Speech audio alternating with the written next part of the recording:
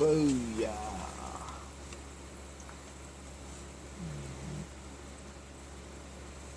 And here we are, folks. It is Saturday morning. And this little boy's up watching Sunday morning cartoons. This is a big morning of news. There's a lot going on. We got a lot to cover. I'm actually trying to do a live stream here, and I would not doubt if this phone is frozen. I don't know.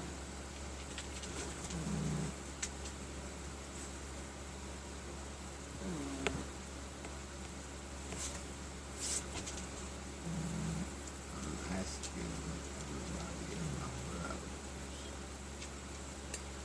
Nobody's even watching it right now.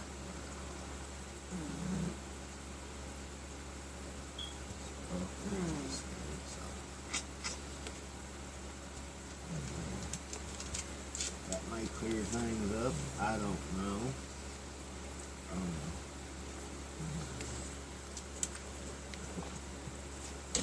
My name is Alex Morgan.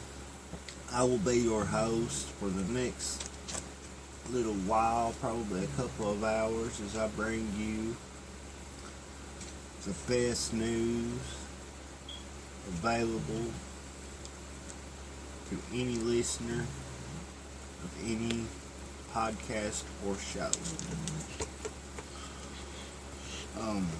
I've actually been sitting here getting ready for this little show for the last couple of hours. Believe it or not, I have scoured the depths of many websites. I've come up with about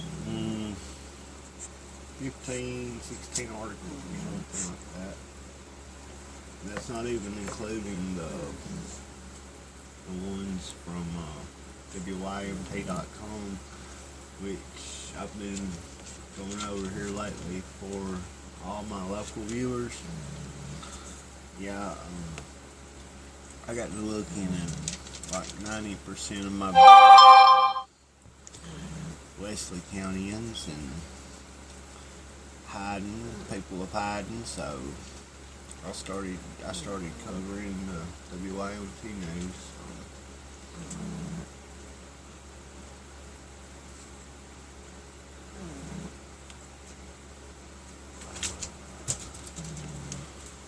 But I wish that right there was froze.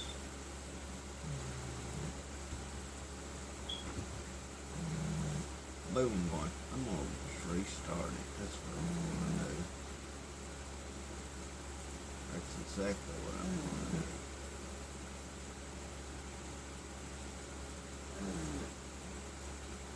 Give me just a second right here.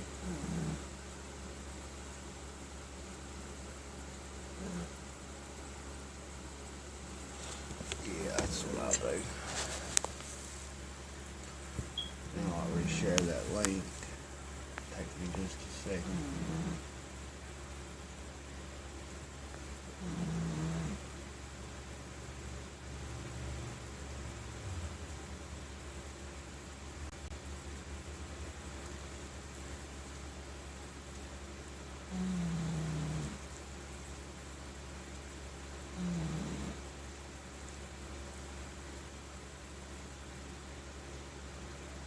Just bear with me. I'm sorry for being so quiet. I'm trying to concentrate here.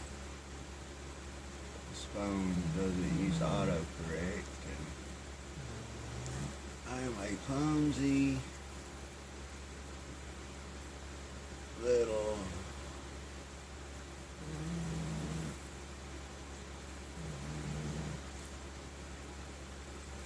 feller, to say the least.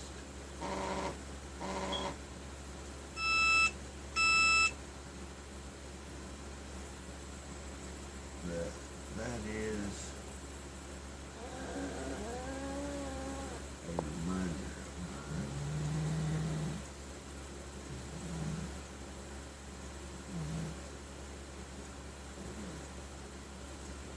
disregard that as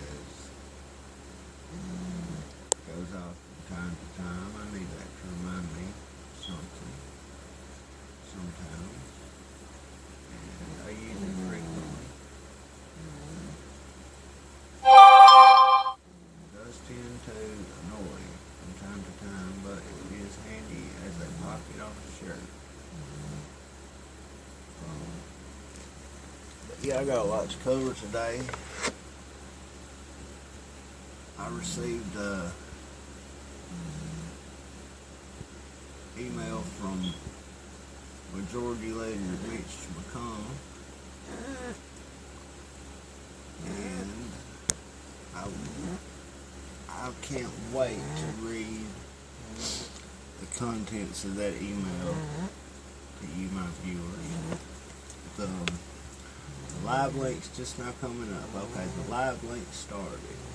Hey guys, how you doing? I just got through telling the folks on Spreaker who were listening to the podcast. I received an email from Senate Majority Leader Mitch McConnell this evening, or yesterday evening rather, and I can't wait to read it to everybody.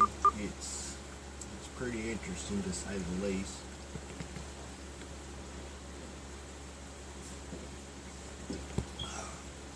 I want to cover the CNN leaks, as Project Veritas has just released part 3 of the CNN leak tapes. I've listened to about an hour of audios, which I have downloaded. I have about half of them downloaded, but I haven't listened. I think each file is about 8 hours long. And please disregard my dog. He's laying right here at my feet snoring. Roscoe, he's getting old. He's a pug. I've had him for a long time. And he can saw off.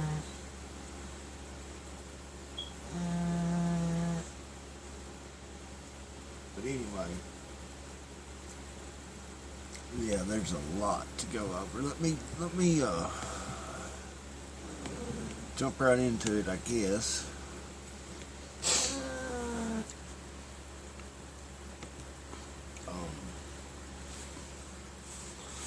I had something on my mind, and I forgot what it was that quick.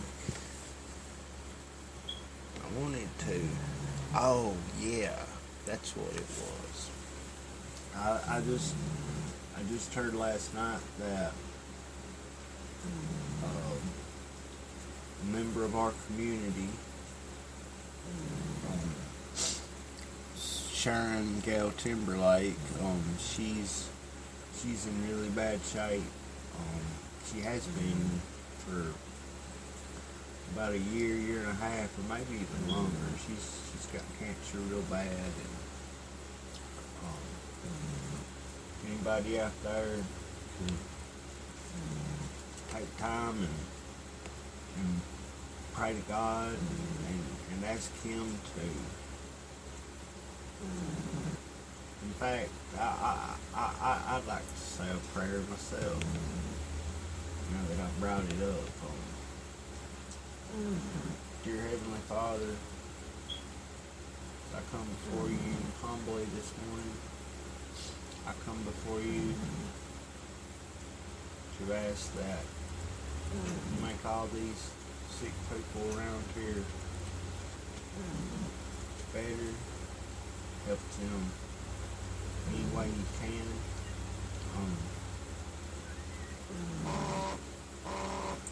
Move on them, Lord. Move on their families. Do everything you can, Lord, to show them that you are the way, you are the light.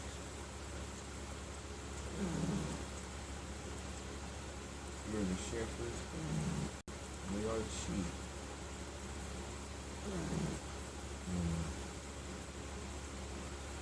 Please watch over us all, Lord. Please help this broadcast. Please help all my family and all my friends. And that's it, Lord. Just watch over us. In Jesus' name we pray. Amen. I'm pretty big on God and that sort of thing. Now, if you disagree with me and that, I ain't got no beef with that. I mean, I can get along with pretty much anybody, as long as you ain't a one-track liberal or, something like that. I could even get along with a number of them, I guess, but not all of them, of course.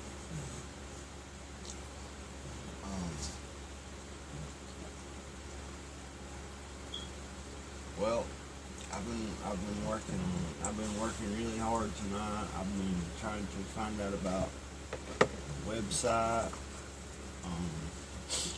I haven't ran any tests on it as of now, because see, I the only person that's ever worked on it's been me, and I'm not no web designer, and I use Wix.com, and I'm not the best computer person in the world either. I'm technologically challenged, even though I grew up during the rise of the computer era. Let me get my puppy. Give me just a second. I'm sorry. I'll be right back.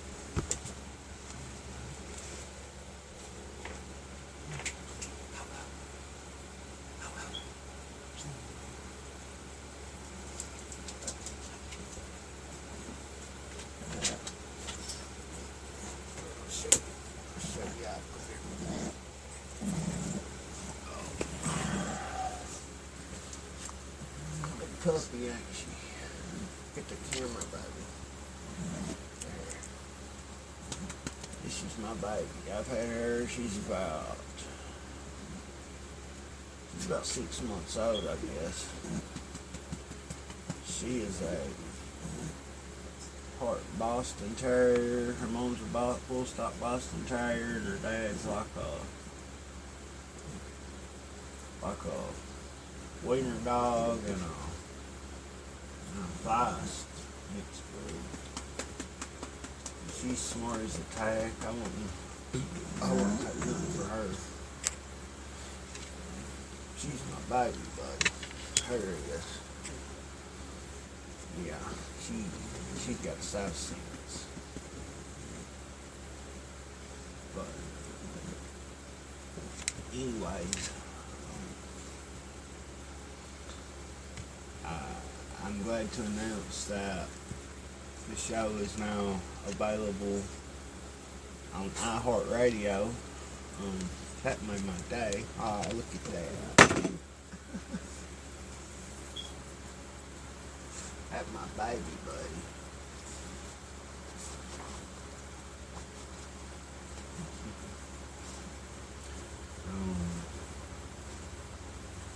They're just like children, I swear. I ain't got no youngins except for my dogs, but I got a few kids that, as close to me as my own children would have been or could have been, but,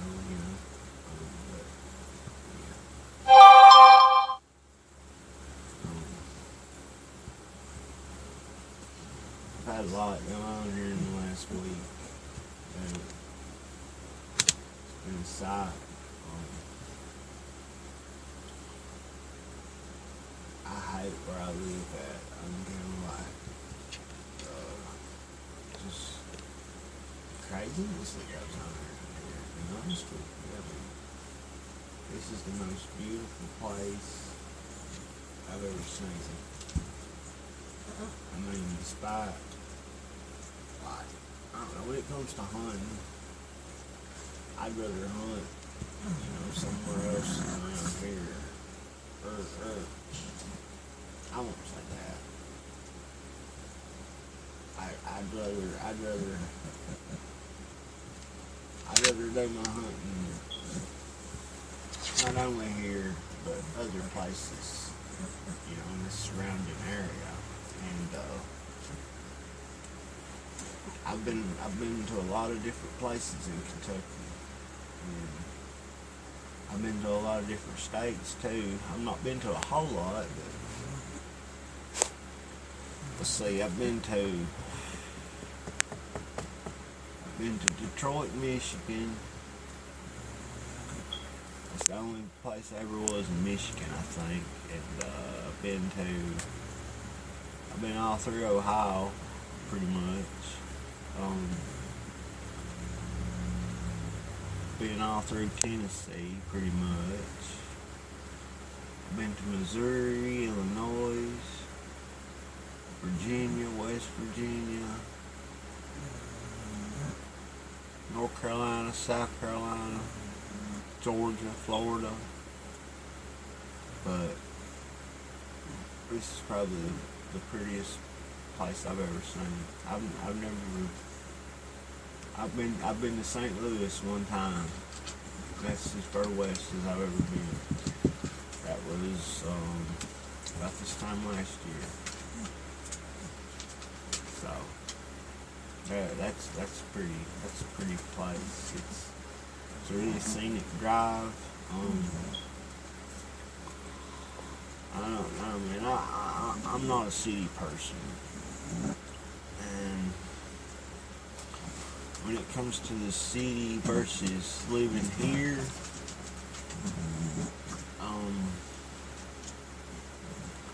it's like you see a lot of poverty here. And when it comes to the city, it's everywhere. I mean, you see it here, walk 10 feet more and see it again. But it's pretty bad around here too, but not, I wouldn't say it's that as bad. Or it's probably where they just got a bigger population too.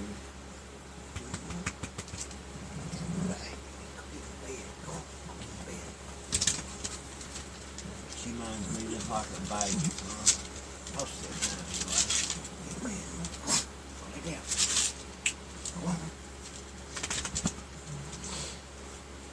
They keep me busy and I know it.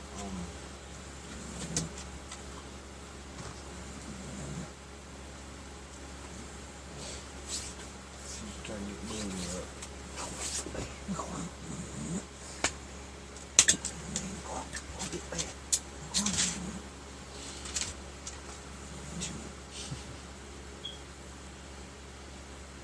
But anyways, let's get into some news here. There's been a teen charged after police discovered plot involving Johnson County School.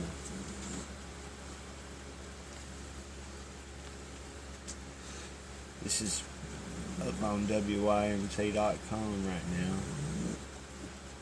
At least it was around 2 o'clock last night or 2:30. Haven't had much sleep tonight, guys.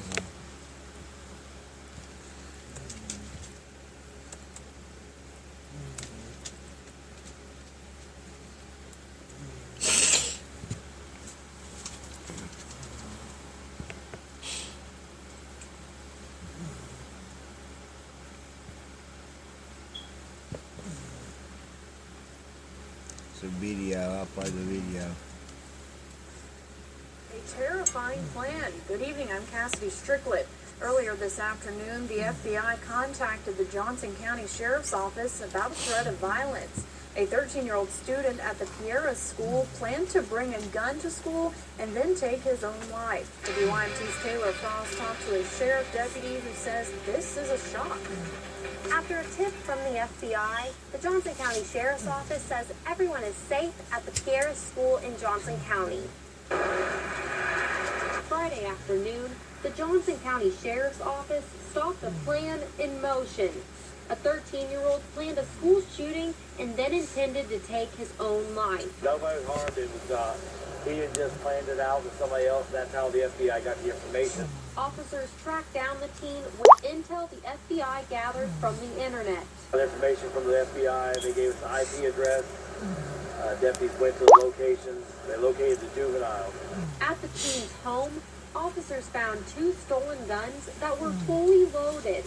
But Deputy Sheriff Terry Tussey says officers are prepared for situations like this one. We train for it. We've active shooter classes that we train for it, but we never really see it. And he is thankful they were able to put a stop to something that could have ended in tragedy. Through sharing of information, this all worked out perfectly. Officials say the investigation is still ongoing and they have not released the name of the juvenile. In Johnson County, Taylor Frost, WYMT Mountain News. The teen was charged with second-degree terroristic threatening, 2 counts of receiving stolen property, and possession of a firearm by a juvenile. We reached out to officials with the school who told us due to the ongoing nature of the investigation, we cannot comment on the situation except to clarify that there were no students present at school. Students have not been present at the school since the end of May due to summer break. That's awful, folks. But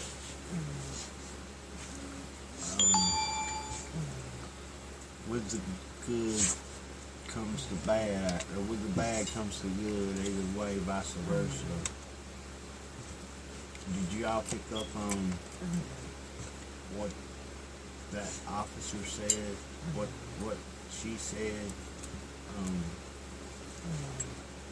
The FBI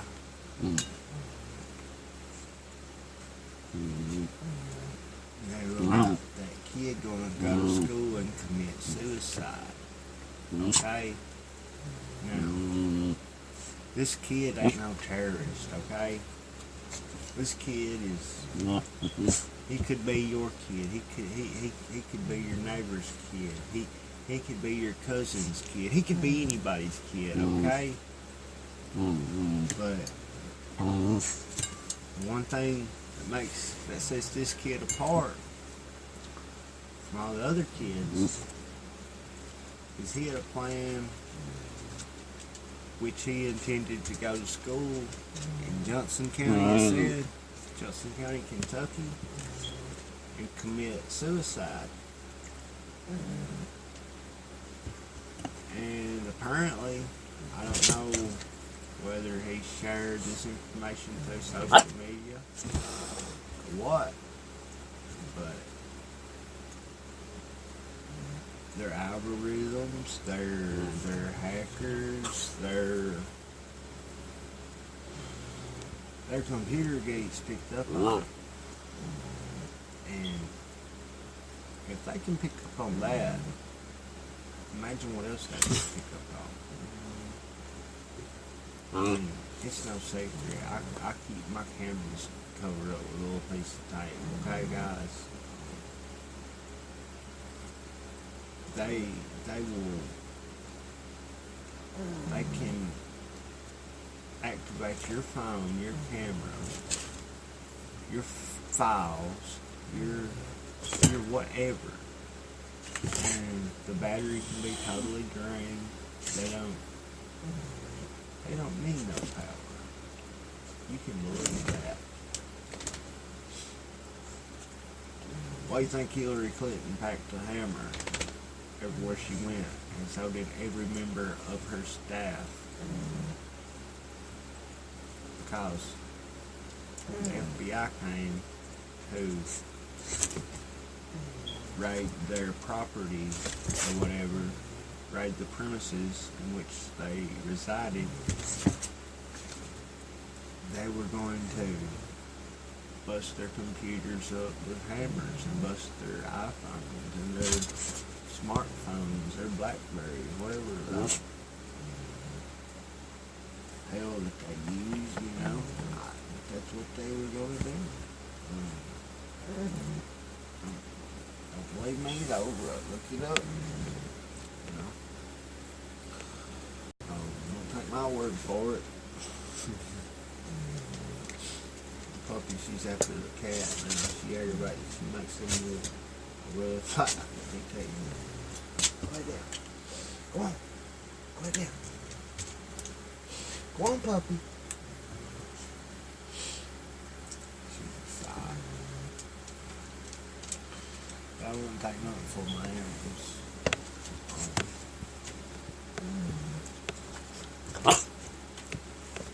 Hush.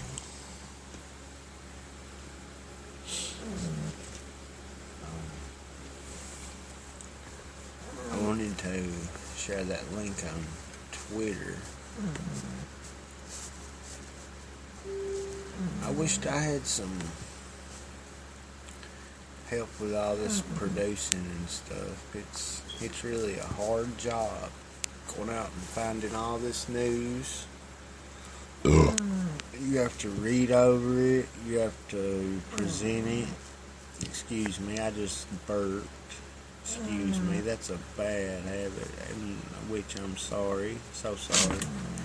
But yeah, that's a bad job. You have to go out and find all this news and read it, give your analysis, and all this.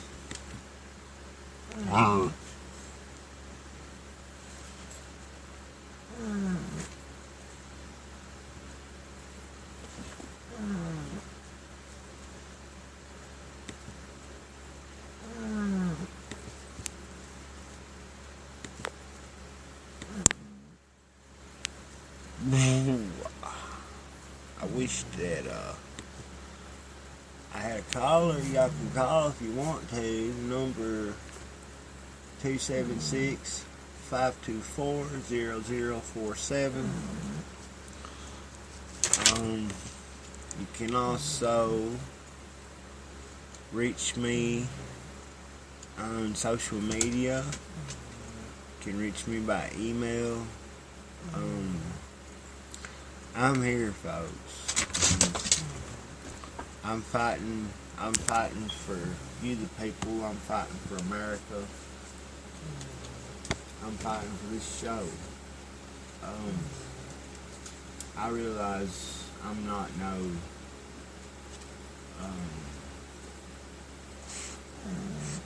what's his name? Joe Rogan. I'm no Steven Crowder. I'm no Michael Savage. But hey, I am Alex Morgan. You remember that. You write that down. You can take a picture. I don't care. You go ahead and stone me. Because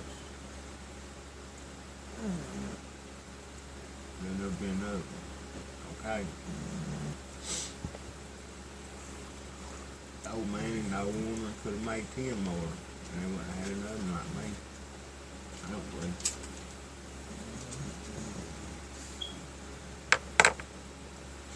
But anyways, that's another story in which I digress. Let's get back to some news.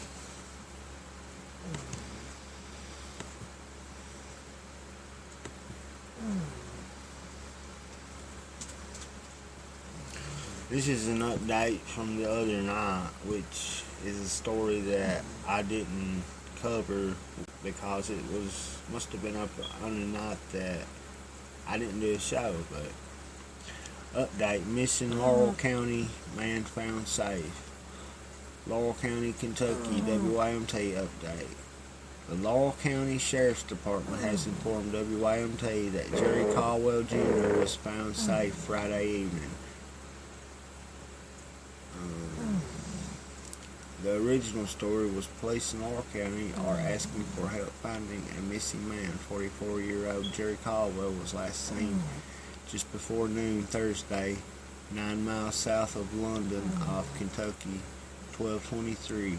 Caldwell is 5'8", 155 pounds. He has blue eyes, brown hair, and a beard.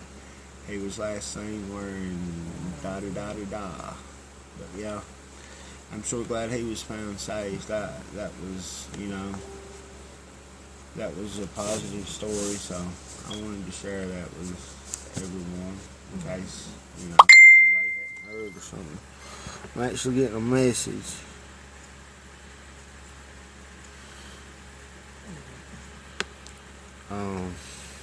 But yeah.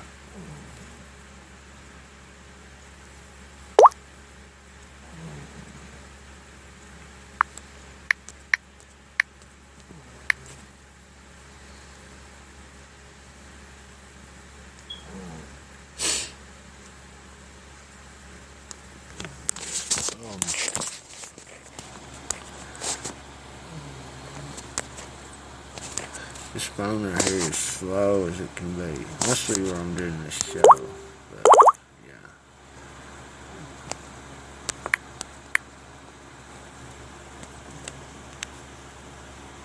I need to use the computer probably more.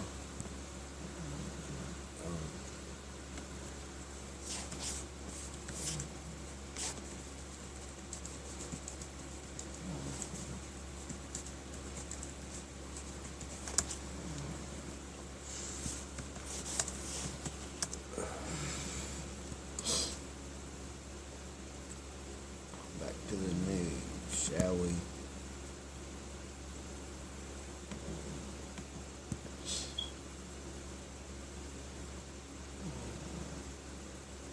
This article is from WIMT.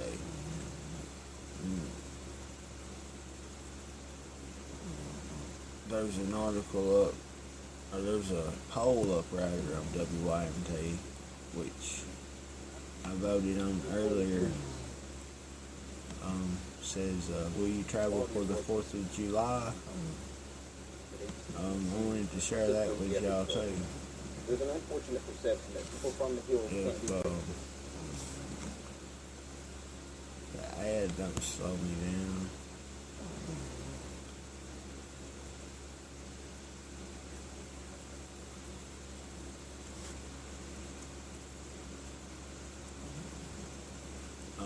There's been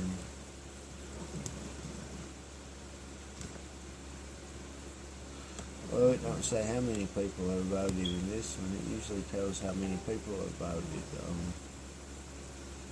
I found it really interesting because 9.48% had said yes, 89.66% have said no, and 0.86% are undecided. Yeah, there may not be a lot of people that's voted on that. I really don't know, but I'm getting more than pleased with the quality of work from students at I thought that was pretty interesting. I don't know. Gas prices really ain't high this summer like they have been summers recently, and yeah. Sitting here looking over my Facebook. That's my cousins right there. They're at some beach. Wish I was there.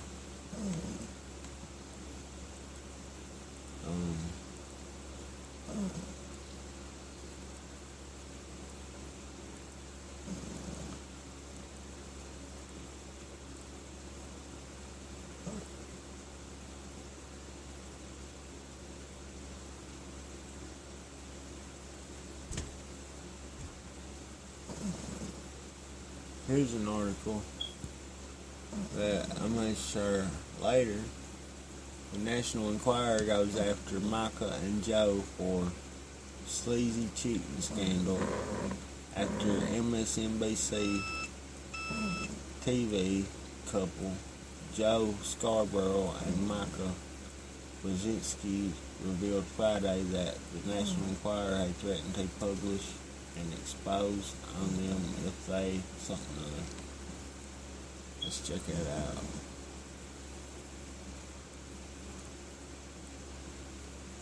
Never know what you run up on Facebook. We didn't know. It ain't no tell.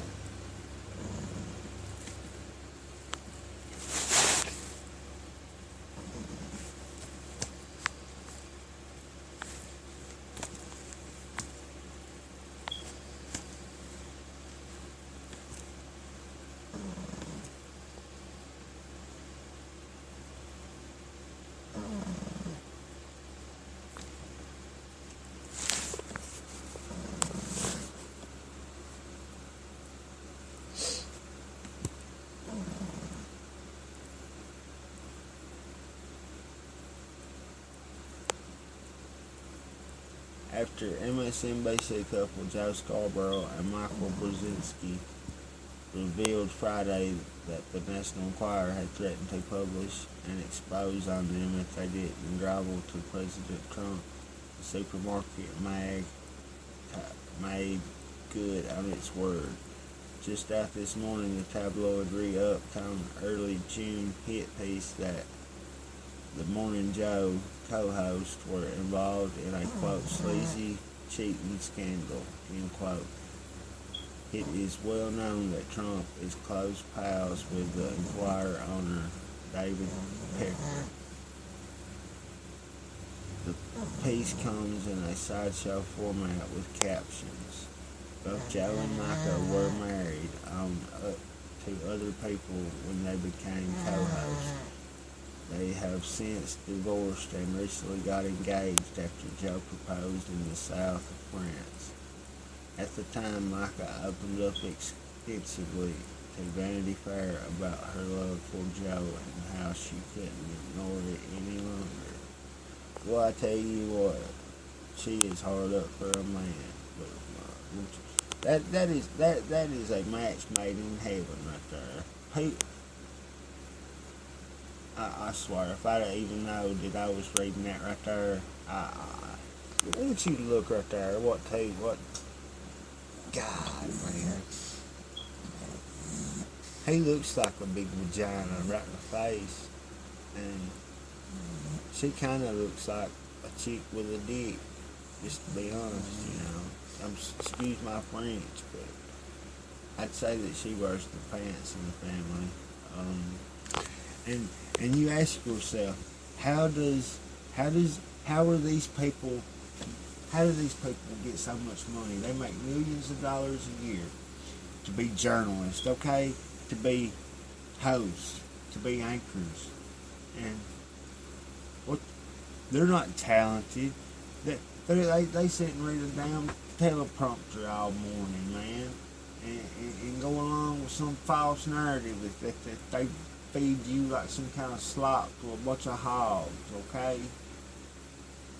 They feed you poison every morning. Morning Joe. Morning Joe. God, it makes me sick.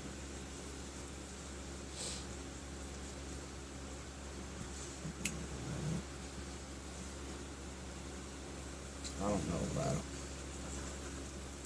But yeah. Even his ears, man. His ears looks like the wrinkles on the vagina. Kinda, you know. The big nose is the clitoris. Say.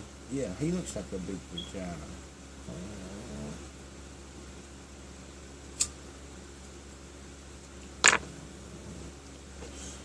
And yeah. People wakes up every morning and watches this while they drink their coffee and eat their cereal, getting ready for school, getting ready for work, etc. Getting ready for their day, and this propaganda, this mental poison, this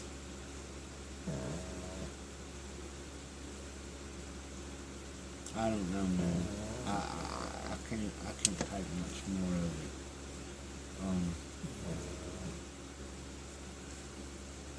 There's a lot better alternative out there, folks. Let me tell you something. We can change the world, okay? If we come together and we work as a team, we can change the damn world. Excuse my French again. I don't want to lose my iHeart thing right there. I love being a part of it. It gives me a chance to reach more viewers on a more regular basis. I actually got like 15 views on there yesterday alone, I think. That's one of my best days since I've been doing this.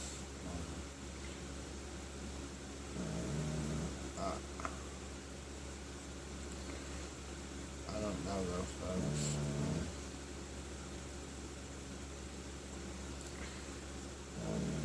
Like, I can't wait to play you the new tapes, unless you already heard them, you know, but I just heard them last night, and it just pretty much confirmed what I already knew. I can't even remember. I think I played y'all the one the other night where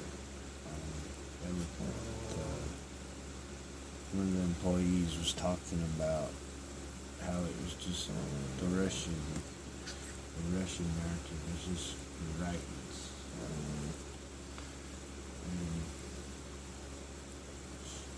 This one has the producer Jimmy Carr in it saying that the American voters are dumb as S-H upside down exclamation mark T.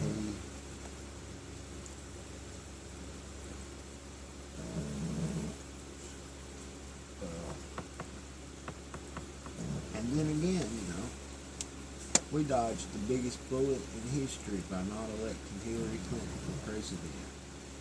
But yet they refer to us as the dumb ones.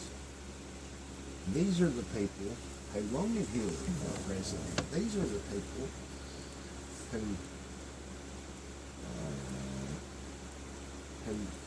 who wanted, yeah, they sat and fed you pro-Hillary information shoplifting to feed your family every now. day. You know, like it once was back in the day, you know, come in and take an item that you needed or whatever because you didn't have the money to spend on it. I don't know These where people that's coming come in from what was Oh God, there's two playing.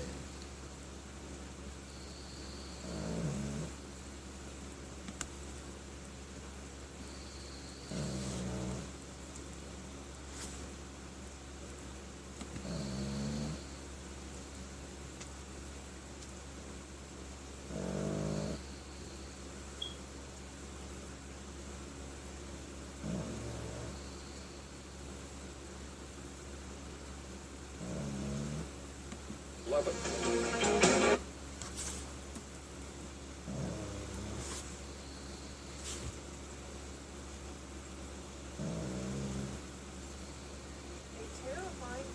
Good evening, I'm Cassidy Strickland. Earlier this afternoon, the FBI contacted the Johnson County Sheriff's Office about a threat of violence. A 13-year-old student at the Piera School planned to bring a gun to school and then take his own life. WYMT's Taylor Frost talked to a sheriff deputy who says this is a shock. After a tip from the FBI, the Johnson County Sheriff's Office says everyone is safe at the Piera School in Johnson County. Friday afternoon, the Johnson County Sheriff's Office stopped a plan in motion. A 13-year-old planned a school shooting and then intended to take his own life. Nobody was harmed. It was he had just planned it out with somebody else. That's how the FBI got the information. officers tracked down the teen with intel the FBI gathered from the internet. Information from the FBI, they gave us an IP address. Deputies went to the location. They located the juvenile. At the teen's home, officers found 2 stolen guns that were fully loaded. But Deputy Sheriff Terry Tussey says officers are prepared for situations like this one. We train for it. We've active shooting classes that we train for it, but we never really see it. And he is thankful they were able to put a stop to something that could have ended in tragedy. Through sharing of information, this all worked out perfectly. Officials say the investigation is still ongoing and they have not released the name of the juvenile. In Johnson County, Taylor Frost, WYNT Mountain News. The teen was charged with second-degree terroristic threatening, 2 counts of receiving stolen property, and possession of a firearm by a juvenile. We reached out to officials with the school who told us due to the ongoing nature of the investigation, we cannot comment on the situation except to clarify that there were no students present at school. Students have not been present at the school since the end of May due to summer break. The teen was, I'm reading the wrong thing there really quick. The 16-year-old daughter of a murdered Rockcastle County couple is behind bars tonight. Police have charged her and her 22-year-old boyfriend, Chris Evans, with 2 counts of murder. According to Evans' arrest citation, he admitted to shooting William and Sharon Bryant earlier this month. However, police still don't know why Evans and the teen killed the couple. You know, whether it's drug related, whether it was anger issues, inheritance. Police are not releasing the name of the 16-year-old. We know her case will start in juvenile court, but she could be tried as an adult. Police say a gunman who opened fire earlier today at a New York City hospital was a doctor who formerly worked there. Several people were shot and the gunman is dead. CBS's Meg Oliver has the latest from New York. I did not know that detail. New York City police report there are victims after a shooting inside New York City's Bronx Lebanon Hospital. 1 doctor is dead, and there are several doctors who are fighting for their lives right now, amongst those who are wounded. Police say the gunman, identified as Dr. Henry Bello, a former employee, hid an assault rifle in his lab coat and targeted at least 3 doctors when he opened fire shortly before 3 p.m. If this person is a disgruntled employee who knows the layout of the building, he knows where the exits are. Police say Bello, described as a family medicine physician, shot himself to death. Police immediately placed the hospital on lockdown while they searched for the gunman floor by floor. This man said his fiancée called him while the shooter was active. They ran inside a room, barricaded themselves. First thing I told her, just get off the phone, don't talk too loud, stay low, and stay where you at. Physical, they okay, but mental, it won't be the same. The 1,000-bed hospital has one of the busiest emergency rooms in the city. It lies about a mile north of Yankee Stadium. Meg Oliver, CBS News, Bronx, New York. You can find all the latest developments on this story and others on our website, WYMT.com.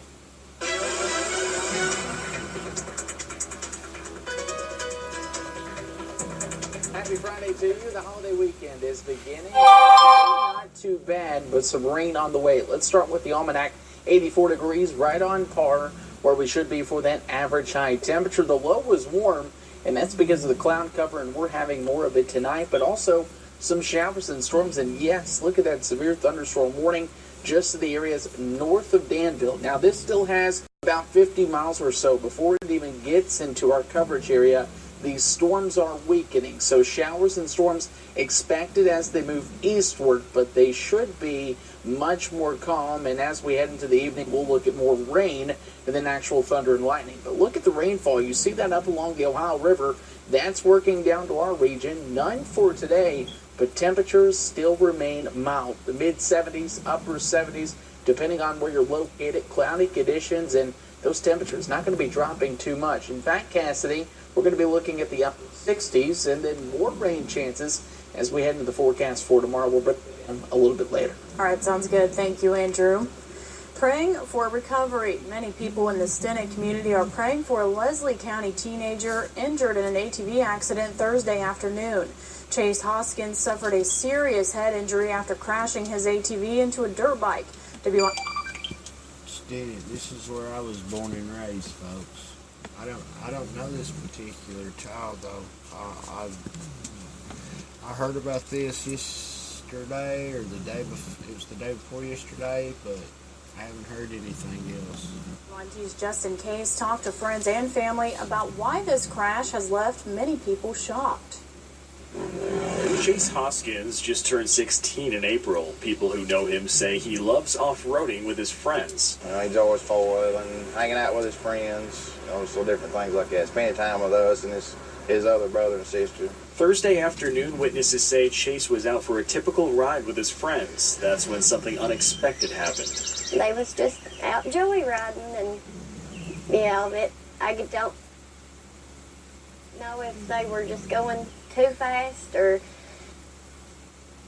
if it was maybe the blind curve or what. First responders were notified almost immediately. I hollered and asked the boys if anybody was hurt about 6 times or 7 until they finally heard me, and they said, yeah, one of them was hurt bad. That's when I called 911. Officials say the accident happened when a friend Chase was riding behind slowed down and Chase hit him. He had to be airlifted to Pikeville Medical Center where he is in critical condition. Well, I do know that his head hit the pavement, and he needs your prayers. Now an entire community is praying for a miracle. In Leslie County, Justin Case, WYMT Mountain News. We just talked to Hoskins' family. They tell us he is still in critical condition. One Clay County woman is facing charges after going on a summer shopping spree with a credit card that didn't belong to her. We're told Lakeisha Collett used the cards to buy shoes, tobacco products, and a swimming pool. Officers say the theft started when the one woman left her purse on top of her car after pumping gas. When she left, the purse fell off of the car into the street and into the hands of Collett. Some women we talked with say they try to have a routine when getting gas to keep their items safe. I don't really carry a wallet because I'm really bad at leaving things and stuff, so just whatever I have my debit card, my ID, I just slide it in there. That way I don't, which I still tend to lose them. Police are still trying to recover the woman's items. They say keeping all of your items with you while in public is the best way to keep you safe. Meanwhile, Pikeville police are starting a new program to help combat shoplifting. Police are starting an email alert system for businesses to share pictures, video, and information about shoplifters. Officers say they have seen an increase in what they call professional shoplifters, people who enter multiple stores and take items to sell. They say they believe the shoplifters are selling the items for drug money. It's not just a shoplifting to feed your family now. No. Like it once was back in the day, come in and take an item that you needed or whatever because you didn't have the money to spend on it. These people are coming in, from what we're seeing, they're filling buggies full. Police say if shoplifting continues, they fear it could cause some businesses to close their doors. For more information or to sign up, contact the Pikeville Police Department. One person was hurt after an explosion at a Paducah factory today. Emergency crews were called to Dar Pro Ingredients just after 10 o'clock this morning. We're told an explosion blew a boiler out into the street along with bolts, screws, and other debris. 18 people were in the building at the time. One of them was injured, but not seriously. That person was taken to the hospital for treatment. Emergency crews in California responded to a small plane crash on a major freeway earlier today. Officials say a twin-engine Cessna 310 crashed on the 405 freeway near John Wayne Airport in Irvine. 2 people were in the plane and were seriously injured. They were taken to a local hospital. We do not know their condition at this time. Officials are not sure what caused the crash. Today, Governor Matt Bevin responded to an open letter from Attorney General Andy Beshear. The Attorney General had asked the governor to send an email in conjunction with him to all state employees, urging them to sign up for the Scam Alerts program. The governor's response included a list of demands for Beshear, such as asking that he disclose information on how he is using his office to advance private interests. Governor Bevin ended the letter asking Beshear to clean up his office and stop using it for his and his father's political gain. And Governor Matt Bevin has restored the voting rights of 284 Kentuckians. The orders apply to people convicted of nonviolent felonies who have completed their sentence. Once approved, those people will be allowed to vote and hold public office. Rules keeping them from owning a gun or serving on juries will still be enforced. The Kentucky Senate is losing its second in command. Senator David Givens is stepping down as Senate President pro tempore tomorrow. Givens says he's stepping down for family reasons. He will remain in the Senate as part of the Republican caucus. Senate leaders have not scheduled a vote to elect Givens' replacement. Coming up at 11, we take you to Lake Cumberland, where some folks are already getting a head start on the 4th of July holiday. And British researchers turn to nature to create a new type of sunscreen. We'll have the details. A few storms arriving for tonight and that holiday weekend. All those details are coming up. Best ever lineup of Nissans. Pikeville Medical Center. I ain't gonna listen to that no more. But yeah, that kind of gives you a pretty good idea of what's going on in my neck of the woods.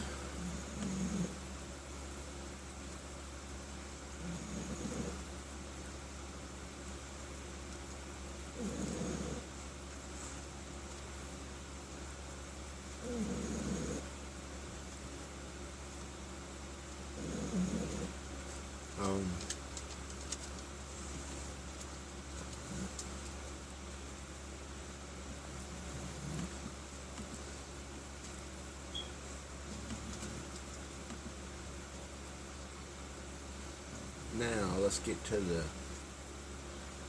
the big juicy stuff, the stuff that they don't want you to see.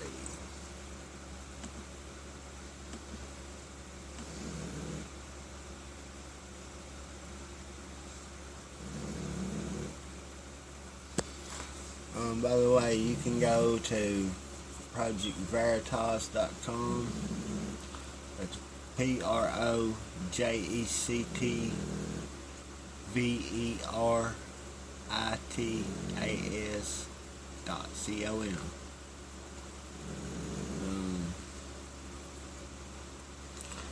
Let's jump right into this video right here, folks.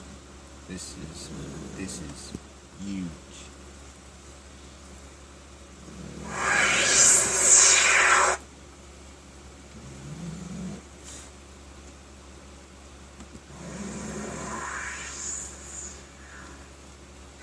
Recognize he is a clown. This is Jimmy Carr. He is a producer at CNN. He is hilariously unqualified for this. He's really bad at this, and that he does not have America's best interests. We recognize his justified reason. It'd be fair to question the intellect of the American voter. Oh no, they're stupid as shit. James O'Keefe, how are you? Give a comment, sir, about the Russia story. Okay, that was CNN President Jeff Zucker. He just came out of this building and went to this car right here, and he got in.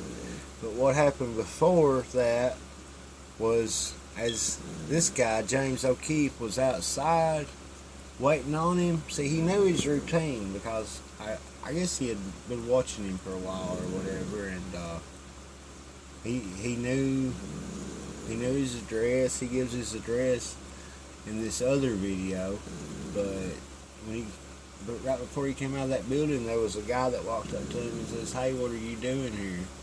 Watch this. He just distracted him so he could get in his car. Russia this, Russia that. This is ratings. I would encourage everybody in this room, and frankly, everybody across the country, to take a look at it. There are things that can be nothing but Changing it from fake news now. Doesn't that very fake news? But aren't you? Very fake news. We recognize his justified reason. Mr. Zucker, this is James O'Keefe. How are you? Give a comment, sir, about the Russia story.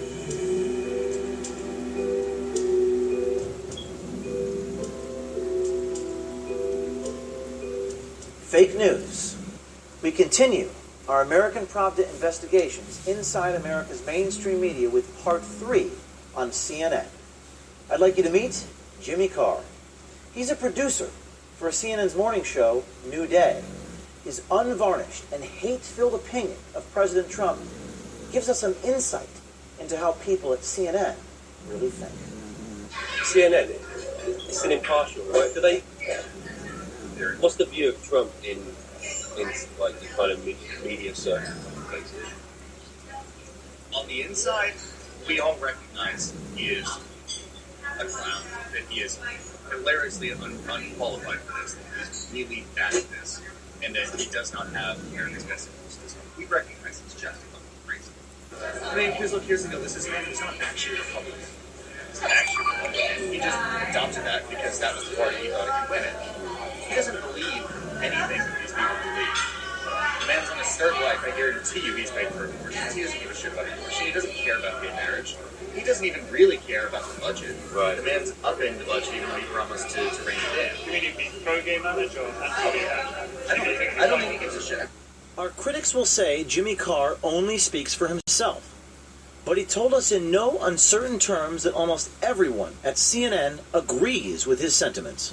90% of us are on board with just the fact that he's crazy. What do you mean? 90% are on board what? With her? No, I wouldn't say with her, but just acknowledge the fact that he's a shit. 90%. Carr doesn't have a very high opinion of CNN's audience either. Yeah, would it be fair to question I don't want to be rude here, be careful how I put it.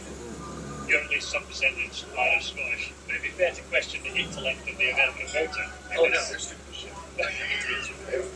His harsh words didn't stop. He said, oh, they're stupid as SHIT. Now, and of course, the thing that pisses the White House off is we actually had that awful woman, Kellyanne Conway, the blonde. Who's sorry, Kellyanne Conway. What's she look like? Is she the one with She the... looks like she could do this show. She looks like she could do this show. Carr reiterated what we've heard from other CNN staffers that we filmed. This is John Bonifield from CNN's Atlanta headquarters. Did you get the location this time? Paul Farri of the Washington Post?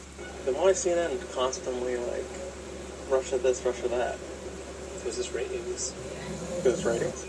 Our ratings are incredible right now. I think it was just to give you some context. President Trump pulled out of the climate accords, and for a day and a half we covered the climate accords, and the CEO of CNN said in our internal meeting, he said, good job everybody covering the climate accords, but we're done with it, let's get back to Russia. Carr reaffirms that it's CNN's brass that wants the Russia story because it's good for the ratings. Money. It's decisions made by people higher than me, and if they go, wow, your ratings are soaring right now, keep up what you're doing. Well, what we're doing is Russia, ISIS, London terror, shooting in Chicago. That's it. Carr says it's ratings, and CNN host and political commentator Van Jones says the Russia story is fake news. The Russia thing is just a big nothing burger. Really? You don't think that, It now seems pretty clear that CNN's bias and dishonesty is a plague in the once respected news organization. This is New Day with Chris Cuomo and Allison Camerata. Jimmy Carr works for New Day, CNN's morning show. It's hosted by Allison Camerata and Chris Cuomo, who once said our methods can be quite effective. James O'Keefe is definitely someone who's identified with the right, but Eric Garner's daughter isn't. And she's the one who said that Al is all about the money. She was caught on tape not knowing she was being videotaped, so she wouldn't have said Sometimes that's when you're the most honest. Well, there you go. Funny enough, we found further evidence of CNN's culture of malpractice and deception on New Day itself. On March 30th, Carr's show aired what looked to be a pretty routine political story featuring Camerata and a panel of 6 Trump voters. So here we are, 60 plus into his presidency, and we want to get your grades and your impressions of how President Trump is doing. The raw audio of the panel interview was leaked to us. It lasted nearly an hour and a half, cut down to only 8 minutes when it aired. What's striking is not what Carr and his fellow producers chose to include, but what they chose to omit. It's called selective editing.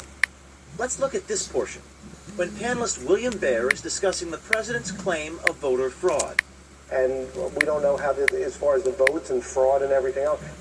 My assumption is that he probably would have gotten elected by a higher number than what the results actually showed. But are you saying that you believe that there were 3 to 5 million illegals who voted? Oh, I know that in New Hampshire. I've seen it. I've seen busloads Again, of I mean, people. this is what we keep coming back to. When you say you've seen it, do you mean a dozen or do you mean 3 million? There's a difference. Well, obviously, there's only 1.5 million people in New Hampshire, so I didn't say 3 million people. Well, the number that President Trump said was 3 to 5 million illegals.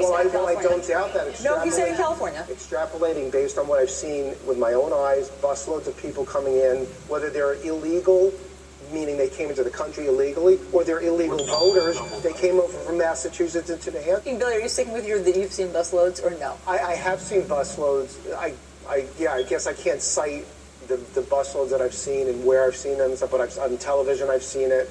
Baer is painted as a conspiracy theorist. Look at the on-screen chyron. Quote, Trump voters on his unproven voter fraud claims, unquote. The implication, no evidence of voter fraud whatsoever. When Camerata asks for proof, the panelist has no answer. Or so it seems. Here's the raw audio from immediately after the edit. I have seen busloads. I guess I can't cite the busloads that I've seen and where I've seen them, but on television I've seen it.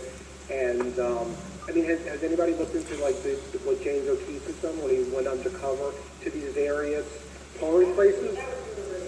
I know, but he went in and basically was ready to vote as somebody else. Nobody asked for ID. I was actually a poll watcher in New Jersey, and I saw what was going on there. There were college students voting, and there was basically, you use that's right, you use a provisional ballot, and it's never challenged. They just put it right through. I mean, this is common. At the moment Baer is about to cite the evidence to support his claim, CNN ends the clip. The piece suggests that Baer did not have a legitimate answer to Camerata's question. In actuality, the answer was cut because it didn't fit their narrative. This is a textbook lie of omission. In the last week, CNN's credibility as a news organization has been put in serious doubt. We wondered what CEO Jeff Zucker would have to say about it. James O'Keefe, how are you? Give a comment, sir, about the Russia story. Okay. That was pretty cowardly there, wasn't it? Zucker did not wish to talk to me. That's not surprising. His network has been exposed as not merely just biased, but corrupt and deeply dishonest. His leadership must now be in question.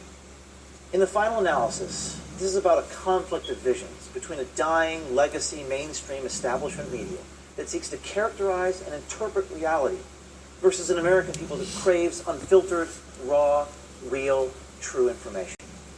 No more fake news.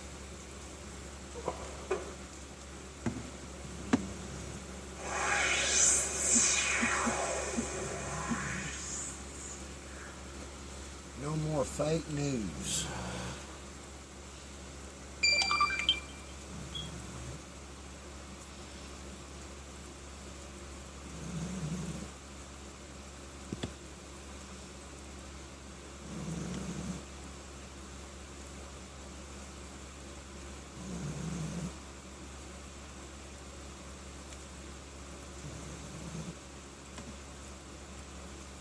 Let me check this video out right here. It's one that I just saw.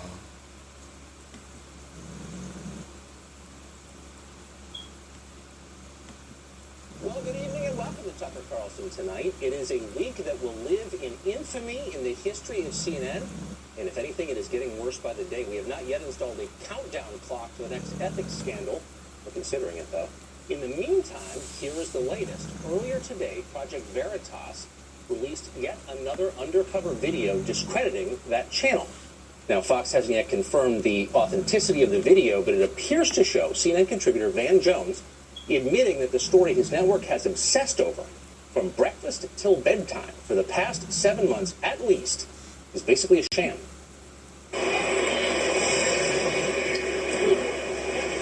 Hey, man.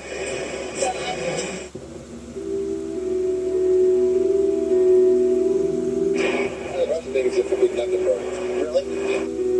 The more I CNN constantly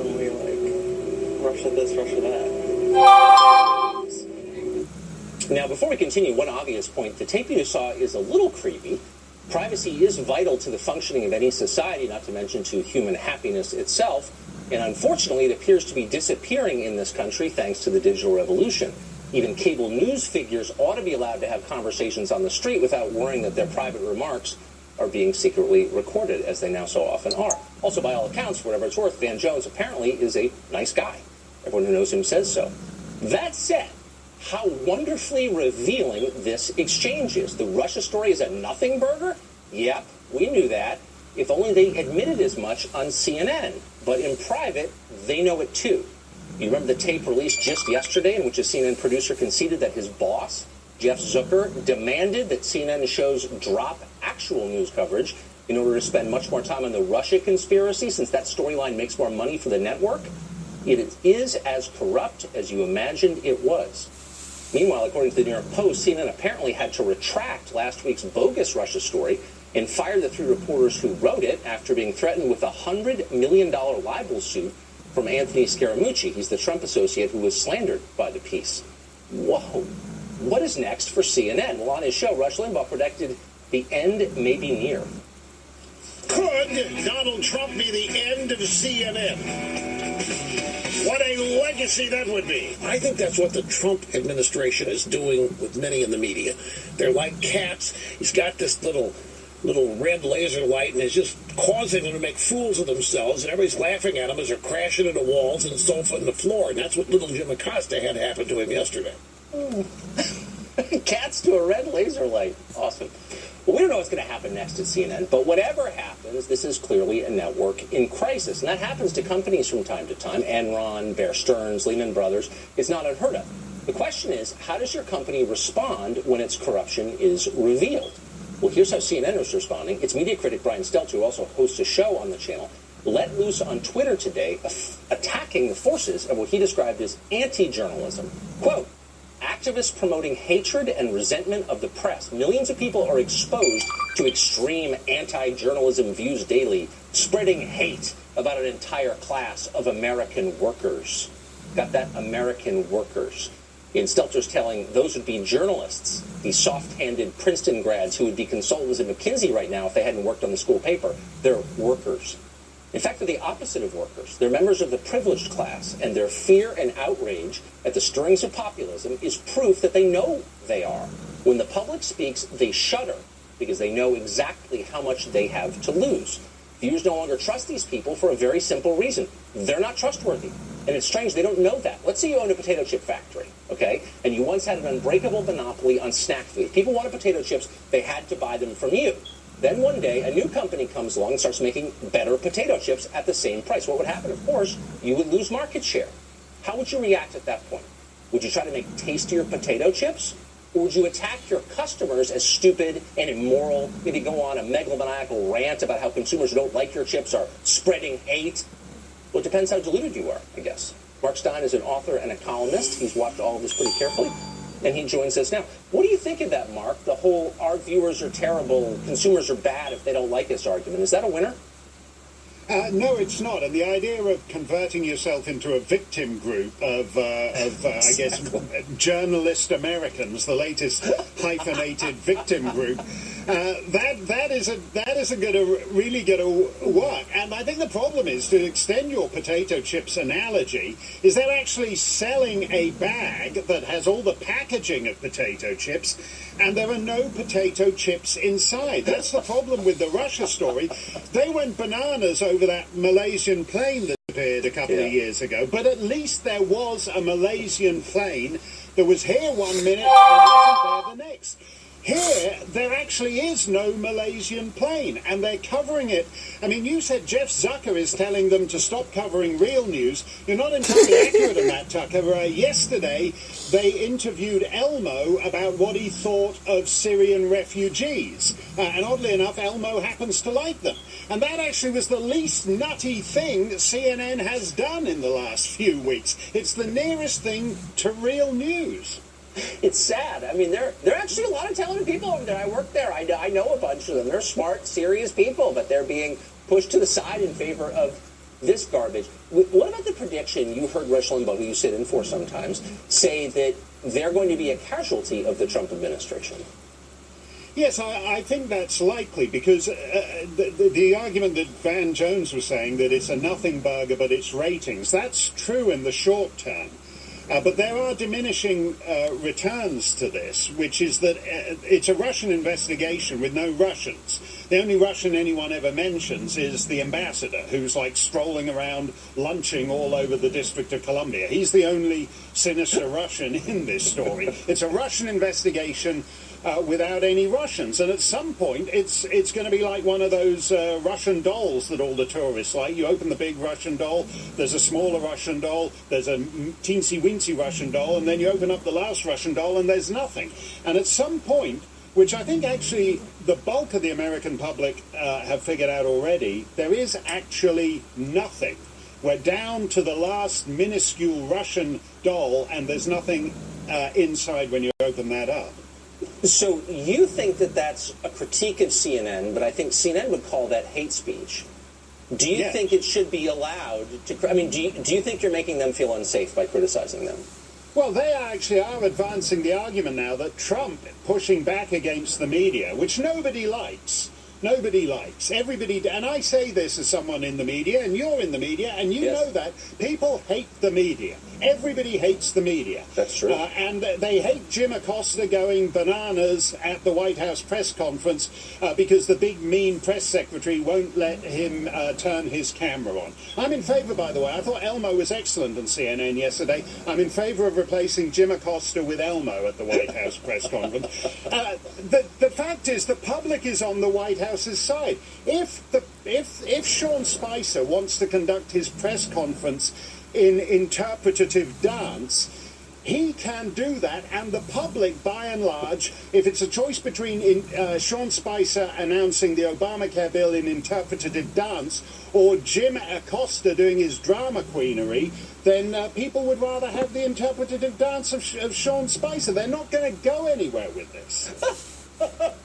I think, though, the idea, and look, I'm not in charge over there, but the idea is you identify a relatively small but consistent audience of true believers who are sort of, read into the esoteric theory of Freemasonry or Russia conspiracy or whatever they're selling, and you kind of just go with them. You're no longer a national network, you're speaking to a small group. Yes, and they're very enthusiastic. The trouble, I think the serious point here, though, is that at some point the interests of the Democrat Party diverge from CNN and the other Russia investigation obsessives. Because every time they actually succeed in dragging someone into Congress to talk about it, what happens is it reveals more about Loretta Lynch meeting with Bill Clinton or telling Jim Comey not to call the Hillary investigation an investigation. And so it's actually... the Russia investigation is really a Democrat investigation, and the more you focus on it, the more it drags in Susan Rice and Loretta Lynch and eventually the president himself. And at some point, the Democrats are going to say, look, it's fine for you to do your ratings, but can we please have more Elmo and less Russia? Because this is going to kill us with Loretta Lynch and Susan Rice and all the rest. Their interests are not aligned on this stuff. So what do they do at that point? Do they go back to finding a new murder trial to cover, or what's kind of the next phase for them? Well, I think the trouble when you go down this thing, it's like we used to have these things long before television, 80 years ago, when there would supposedly be a 5-year-old boy trapped in a well, and the media would camp out around the well to wait for the little boy to be rescued. And that was dramatic in a sob sister way. But if there's no little 7-year-old in the well, if there actually is nothing there, then all you've done in the long run, I think, is destroyed yourself. And to go back to that Malaysian jet thing, they actually are, in this case, they are the... Do you remember on CNN when they thought the Malaysian jet might have flown into a black hole? Entirely possible. That's actually what they've done now. They've taken a very small story, and in expanding it, they're fitting their network into a black hole. And whether they can emerge from that, I mean, I realise that's the kind of plot twist. That's Anderson Cooper in X-Men 12 or The Avengers when Loki tears up the space-time continuum. And only Anderson Cooper and Elmo in the CNN spaceship can wrest Earth back from the rupture in the space-time continuum. That's the only plot twist left for CNN at this point. It's going to take me a full day to recover from that. Mark Stock. That's so great. That's where they're going. It's Elmo at the, Anderson Cooper with Elmo at his co-pilot. Oh my goodness, folks.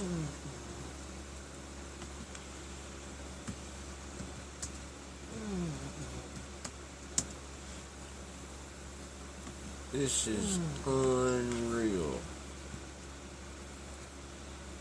This is unreal. They actually have the gall to interview Elmo. GD Elmo? Are you kidding me? And then ask him if he liked refugees or immigrants, and he said, yeah. Well, yeah, I love immigrants. I love it when they tickle my tickle spot.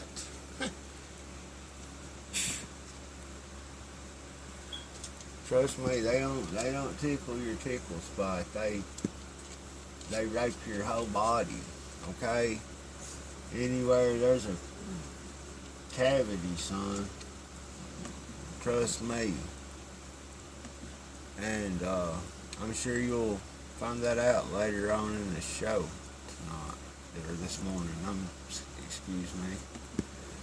I'm sorry. My computer's freezing up.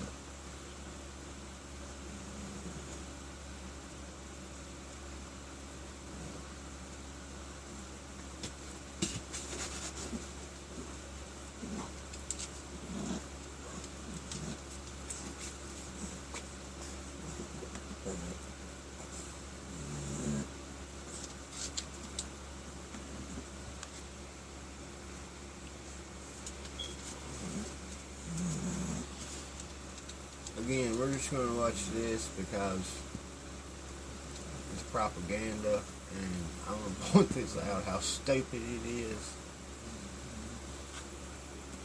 I mean, there's probably people watching this and their little kids is saying, Look, Mommy, there's Elmo.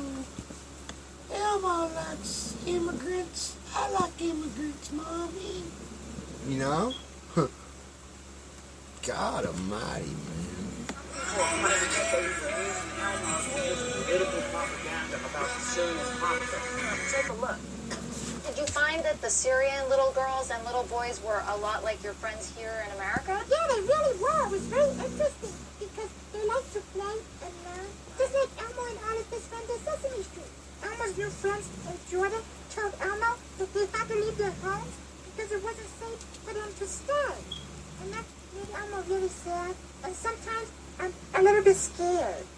Yeah, so, Elmo is not pushing a political agenda.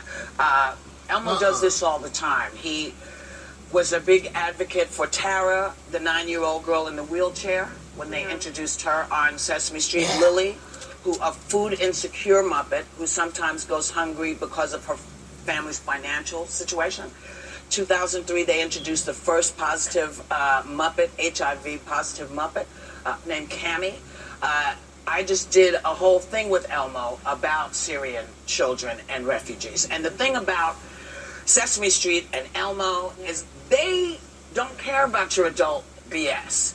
They're talking to the kids. And when kids come here as refugees, Elmo wants kids who already live here to know that they are children just like they are. So that's the idea. I think because CNN is, in other doo-doo. They just assume that everything they're doing is crap. I'm sorry, this is not okay. This is like a human campaign. This is the most innocent among us, and I think remembering the humanity in it. This isn't about, regardless of what side you're on, I think anybody can look at that and say, kids need to remember and just like these characters they've rolled out, we're more alike than we are different. Yes. And that's how you raise the next generation on the heels of, I hate to bring it up, but a president that's tweeting about a crazy person on TV. Folks,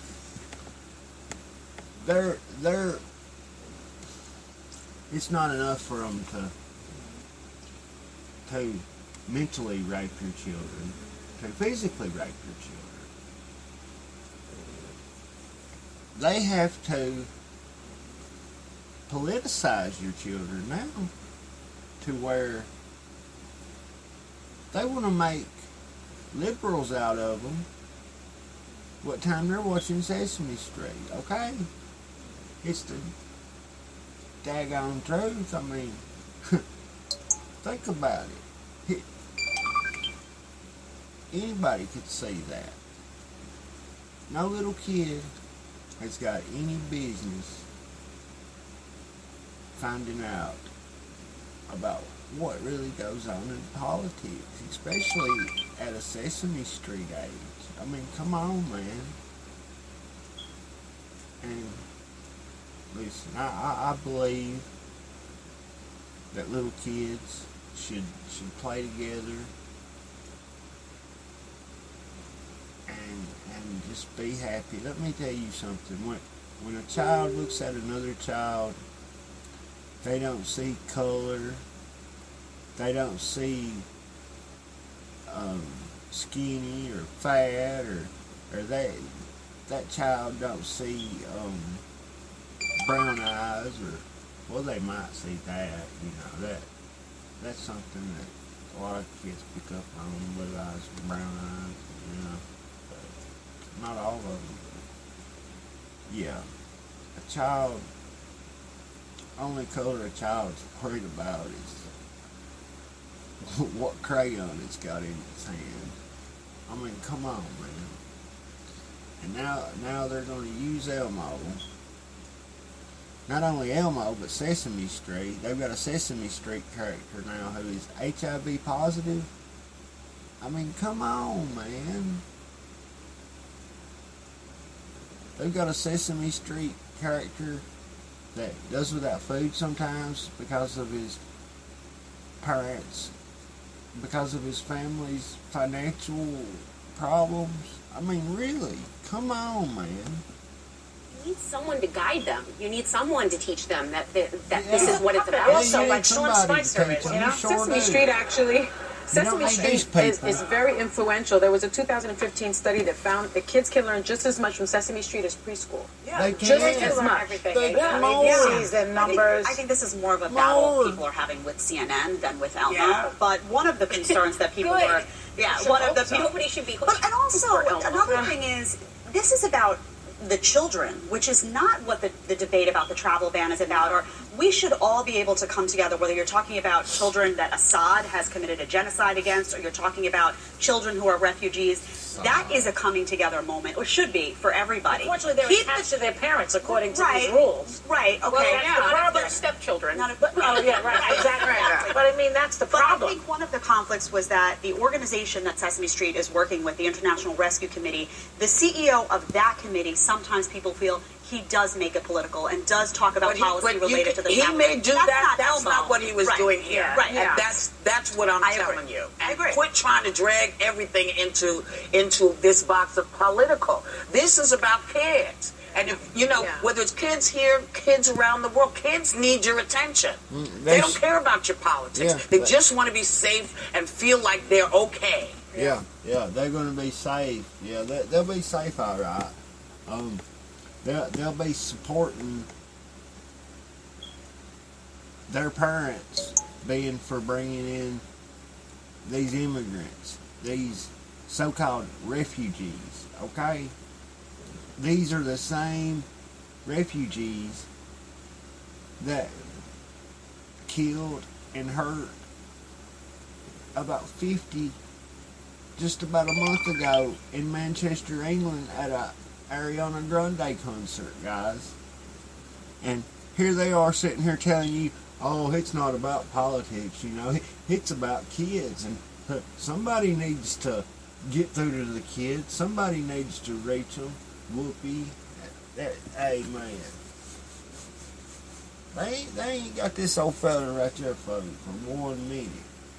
And if you disagree with me, hell, I want to hear from you. Call me right now if you disagree. If you agree, call me. 276-524-0047. Folks, this is something that needs discussed. And 5 women on The View with biased liberal views just don't cut it, man, okay? That's all. Yeah, that's all.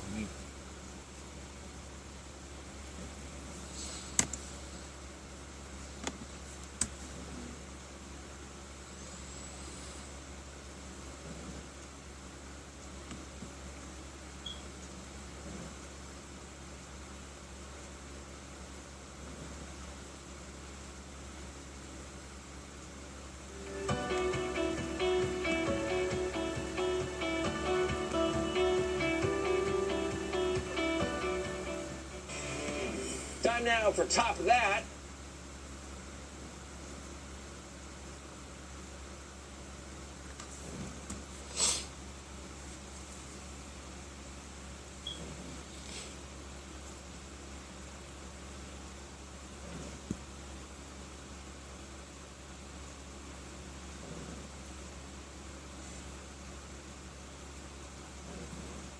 Let me let this ad right here play out. There's another video right here I want to watch.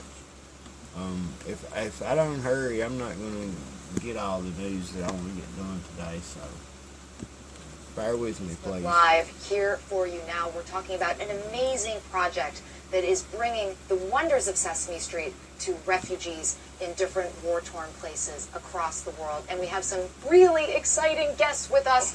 Facebook users, you will want to be asking questions. Start putting them in the comments section. Let me introduce our guests. We have David Miliband, who is, of course, the CEO of the IRC, the International Rescue Committee, who have teamed up with Sesame Street in this venture. We have Sherry Weston, who is the head of Global Impact for the Sesame Workshop. And last but not least, I have to say this is a real treat. I get to interview lots of exciting people. But Elmo, welcome. Thank you for being with us. Oh, well, thank you for having me, Elmo. Hi, everybody. Elmo, can I just start by asking you, because I know you went to visit a refugee camp in Jordan, right? Yes. Back in February? Yes. What was it like? It was really wonderful. Well, Elmo and Miss Sherry went to Jordan together. We did. And it was really wonderful because Elmo got to meet a lot of new friends. A lot of new friends. And did you find that the Syrian little girls and little boys were a lot like your friends here in America? Yeah, they really were. It was very interesting because they like to play and learn, just like Elmo and all of his friends at Sesame Street. And they loved Elmo. They loved meeting Elmo. It was a really good time. Well, you're pretty lovable, Elmo. I mean, Sherry, tell us a little bit more about this project. Why is this important, and what are you trying to do here? Well, Sesame's had a long history of looking at issues from a child's perspective. And given the staggering number of children who are displaced today, we knew this was an area where we really had to try to do something to help. And we knew we couldn't do it alone. I mean, we are great at reaching children with quality early educational content. We know how many of these children have left behind any opportunity for early education. So that led us to the IRC, because after a lot of sort of due diligence and talking to a number of great organizations who work in this space, we really determined that the IRC was the ideal complement to Sesame, given their experience, their infrastructure, their focus on education as well, in terms of reaching displaced children and families. And if we were hand in glove with the IRC, they could help us reach these children, and we could help create engaging educational content that could make a difference. And just a reminder to our Facebook users who are watching this live, start sending in your questions. David, tell us, what was your response when you first heard about this idea from Sesame Street, and what is the importance when you're looking at this larger picture of this catastrophe with displacement? Look at us all, we're all smiling. Whenever Elmo and his friends, we get a chance to see them, we smile. Yeah. It's the same for the children that we serve around the world. We know there's a global refugee and displacement crisis. 25 million refugees, 40 million more people inside their own countries displaced by war and persecution. And half of that total is children. These are children who don't just lose their homes, they lose their childhood, really. They lose their chance of an education and the kind of nurture and support that many people would take for granted. I think that Sesame's inspiration of bringing to poor kids in America the assumptions of middle-class kids was something that we wanted to take globally. Let's take the assumptions of the global middle class and take it to some of the most vulnerable kids in the world. And the fact that Sesame takes so seriously measuring their impact, doing quality programming, reaching children in a way that really speaks to their needs, made us think that this wasn't just a nice to have. It could be a real lifeline for kids who frankly suffered the most unspeakable trauma as a result of war and the war that has consumed their country in Syria and mostly it's also Iraq. And I think it's very important that we try and use every conceivable method to give these kids a chance, because the truth is they're not going home anytime soon. And if we in Sesame don't reach them, then few others are going to be able to have that kind of impact. Did I hear you right there? Did you say 65 million people? Yeah, 65 million people around the world. If that was a country, it would be the 21st largest country in the world. And that's mind-blowing. Well, it is, and that's the danger. People think, oh, well, the problem's so big that we can't do anything about it. And the great thing about IRC, the great thing about Sesame, is that we really try and change the world one life at a time. And this ability to reach people through, obviously, conventional TV, but also through multimedia, which we're working on together as well as in person with teachers and carers to really help those kids who suffer so much. Our vision is that every child should have a friend on Sesame Street. And if we can make that possible, every child displaced by war and violence around the world should feel they've got a friend on Sesame Street. And who better than Elmo and his friends to give kids a sense there is a humanity out there. And honestly, Clarissa, we know from so much experience in the region and around the world that if we can reach children early, they have the greatest chance to overcome these challenges, to flourish. And that's what Sesame does so well. So I'm sure, David can speak to these numbers, but I was really struck when we were taking a hard look at this area that of all of the investment in humanitarian crisis refugees, only 2% goes to education. And just a sliver of that is going to early education. And yet all of the science, the research shows that's where we can have the greatest return on investment to give these children a chance to overcome, if they're going to have any chance of rebuilding their societies, of flourishing in spite of the circumstances. It's if we can reach them early, we can help. So we're getting a lot of questions coming in, unsurprisingly, because we do have a pretty stellar cast here. But keep sending them in, Facebook users, as you think of questions you'd like answered. Just place them in the comment section, and we will try to get to as many of them as we can. I've got a question coming in now for Elmo. Surprise, surprise, surprise. Elmo, let me ask you, was it sad for you to meet little boys and girls who had lost their homes? Yeah. It was really sad because Elmo's new friends in Jordan told Elmo that they had to leave their homes because it wasn't safe for them to stay. And that made Elmo really sad. And sometimes I'm a little bit scared. I'm sure. And why do you think, Elmo, that it's important to help other children? Well, Elmo just thinks it's really important to be kind to people and to treat people the way that you would like to be treated, because it's important to bring joy to everybody. Amen to that.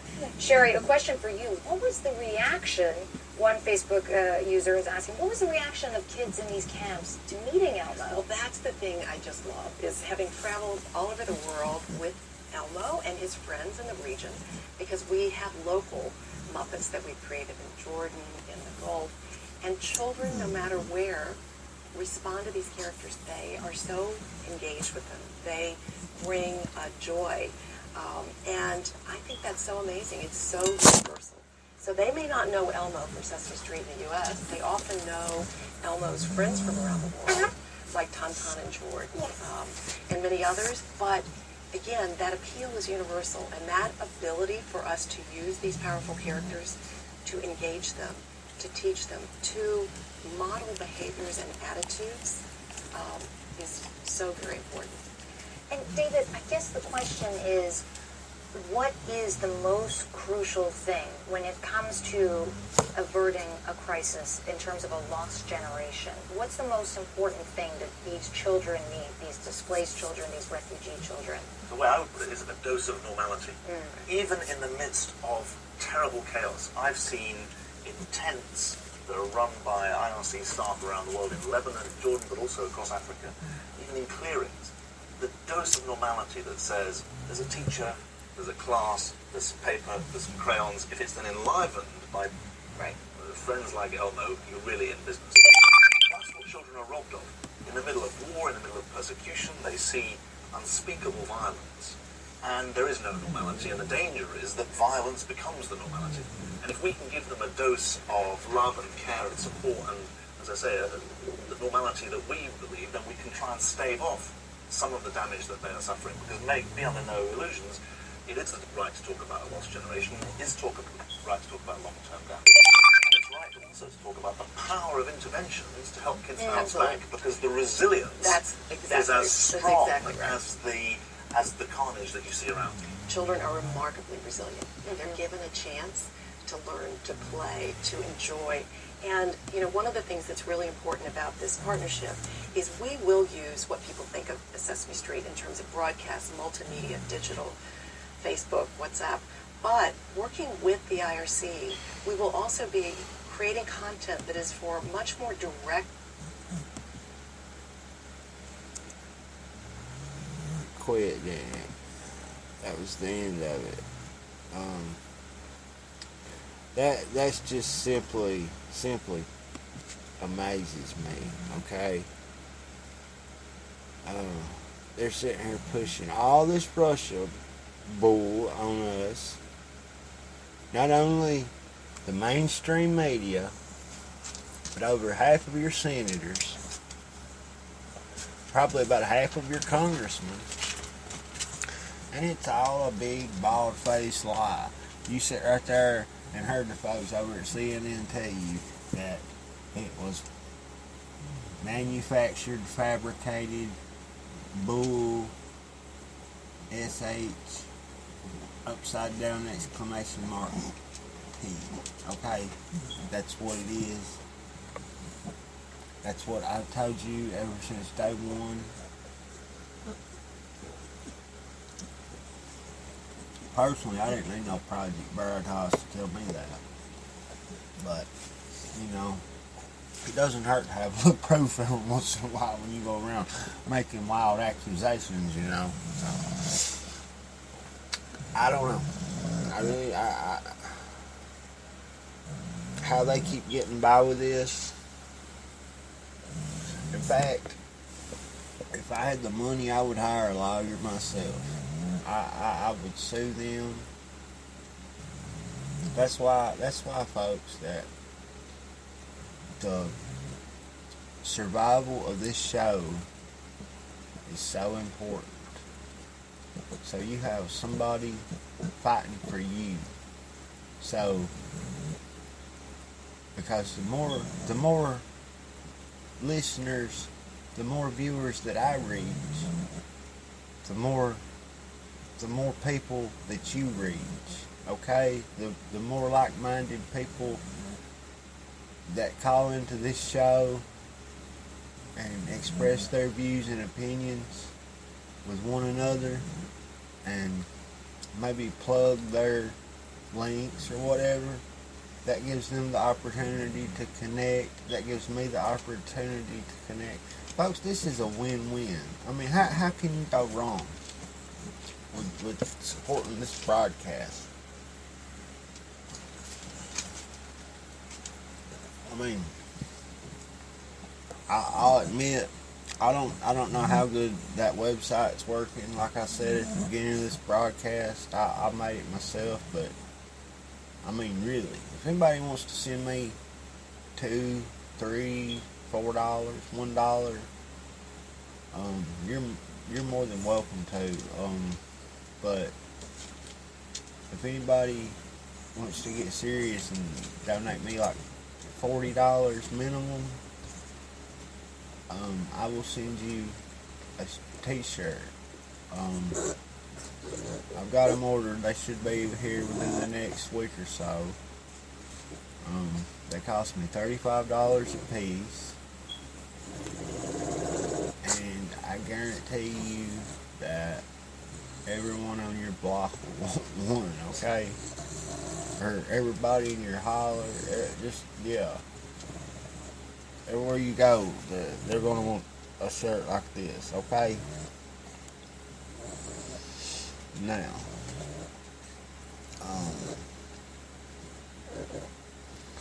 I'm going to go ahead and read this email, which I received from Senate Majority Leader Mitch McConnell.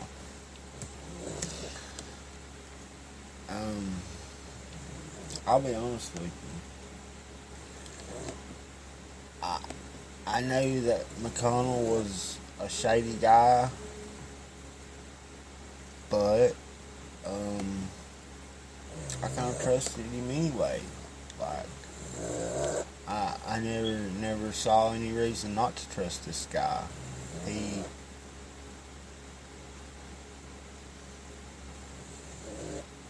Well, one thing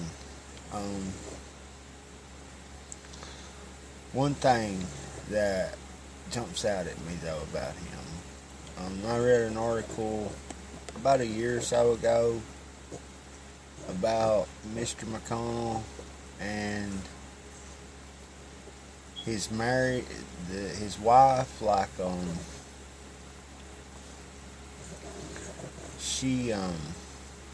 she's related to the Colombians, and it's the ones who run the cartel.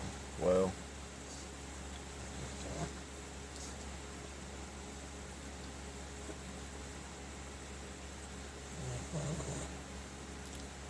he has a boat. It's like one of the ones that haul spray or whatever, the big container ships. And there was marijuana and cocaine found down there. And it was linked to Mr. McConnell. It came from Colombia. But don't take my word for it. Go look it up if you don't believe me.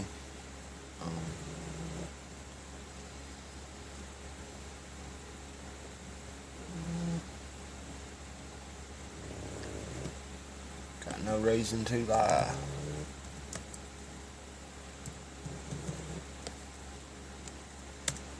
But, you know, whatever.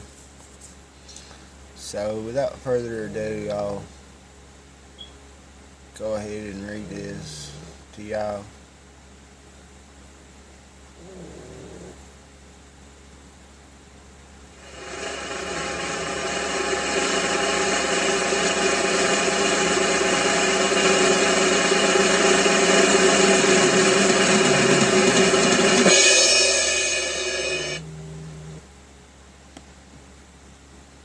Let me find it. It'll take me a second to find it. I had to play my little drum roll.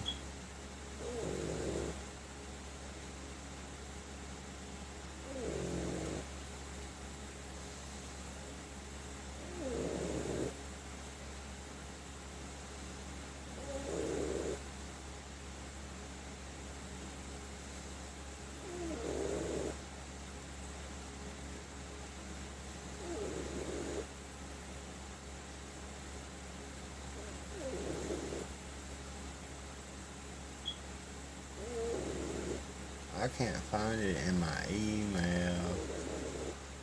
I've got another copy of it though, which I posted to my Facebook this afternoon. Can't figure out why I can't find it in my email.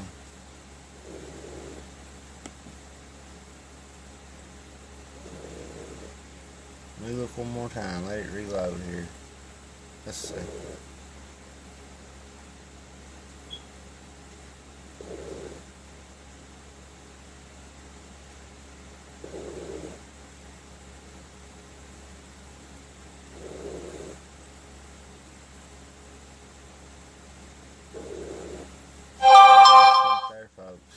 I'm so sorry for this delay. Give me just a second here. I'll get it for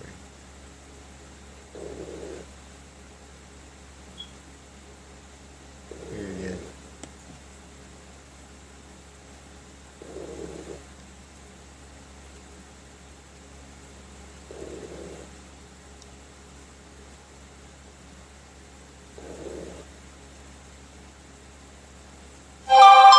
It's having a little trouble loading.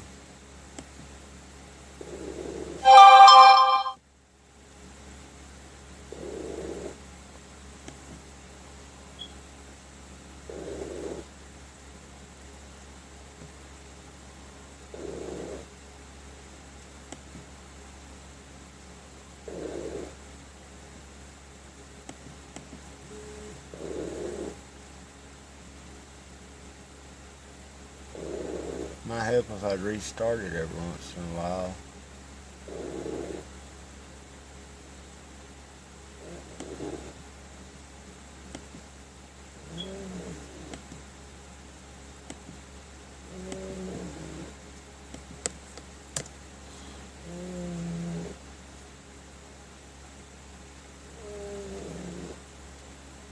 Okay, here we go, finally.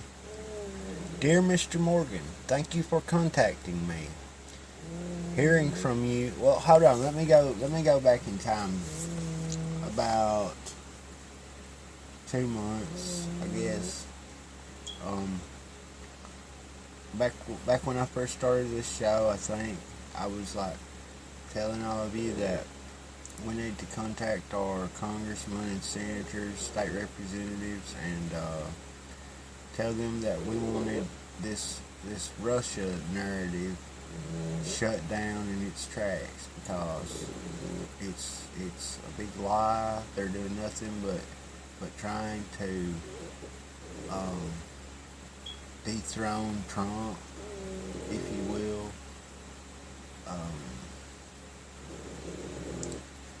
They're using it to investigate Trump, which I have a video I'm going to play here in a minute if I don't forget. Folks, I have so much on my mind, I forget a lot of times. If there's something that I mention in the description and don't cover, it's because I have 10 million things running through my mind at any given time. Anyway, yeah, I was contacting my state legislators and senators and whatnot, and this is the response I got back from Mr. McConnell 2 months later. It says, Dear Mr. Morgan, thank you for contacting me. Hearing from you helps me better represent Kentucky in the United States Senate. As you may know, our national intelligence community has unanimously agreed that the Russian government attempted to influence and undermine the 2016 presidential election, which included targeted cyber attacks on both U.S. political parties. Though there is no evidence that Russia's action influenced the outcome of the election, any foreign breach of our democratic processes is deeply disturbing and requires a thorough investigation. 2 investigations of this matter are already taking place in the U.S. Senate. The Senate Select Committee on Intelligence is undertaking a review of the full scope of Russian intelligence activities related to the election and will produce reports of its findings. The Senate Judiciary Committee Subcommittee on Crime and Terrorism is also conducting an independent review, which has included a hearing on May 8, 2017 that was open to the public. In addition, there are several efforts outside the U.S. Senate to investigate Russian intervention into the 2016 U.S. presidential election. the House Oversight and Government Reform Committee, and the House Oversight Committee and Government Reform Committee, House Permanent Select Committee on Intelligence, are each reviewing these events. Furthermore, the Office of the Director of National Intelligence and the Department of Homeland Security are each investigating various aspects of Russia's involvement in our election. Finally, as you may know, the Deputy Attorney recently appointed Robert Mueller as a special counsel to conduct an independent investigation into this matter. I believe that there are numerous inquiries have the resources and capabilities to ensure that the American public will be well informed about issues related to Russia's intervention in our democracy. It is abundantly clear that the Russians are not our friends, and that they will continue seeking to undermine our nation and its interest. For this reason, I was pleased to vote for an amendment to the Countering Iran's Destabilizing Activities Act of 2017 that will levy additional sanctions against the Russian Federation. In particular, this amendment would impose sanctions on individuals found to be conducting cyber attacks on behalf of the Russian Federation and ensure Congress has a voice in any effort to raise sanctions on Russia. The bill with this amendment overwhelmingly passed the Senate on June 15, 2017. As the 115th Congress reviews Russian actions against networks associated with the U.S. presidential election, I can assure you that we will continue to work to assure any attack against the United States is met with an appropriate response. Again, thank you for contacting me about this important national security matter. If you would like to receive periodic updates from my office, please sign up for my newsletter at www.mcconnell.senate.gov. Become a fan of my Facebook page by visiting www.facebook.com/MitchMcConnell, or follow my office on Twitter at McConnell Press. Sincerely, Mitch McConnell, United States Senator. And that's it, folks.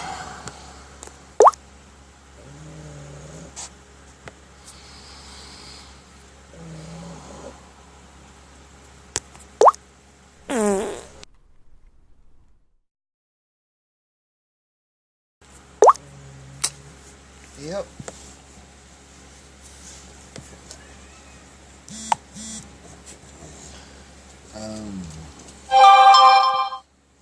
Listen. There's been so many accusations made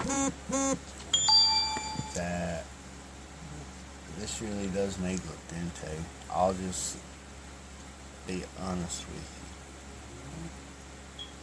you. But what they're going to do is they're going to find some reason to impeach Trump, more than likely, and that's exactly what they're intending on doing. They want to destroy him. They want to destroy this country. They want to destroy us. They want to destroy your children. They want to sexualize them. They want to sexually confuse them. They want to educate them about fake history, okay?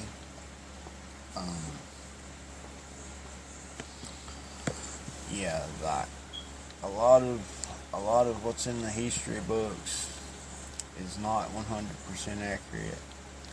It's not 20% accurate. Some of it is not 1% accurate, actually.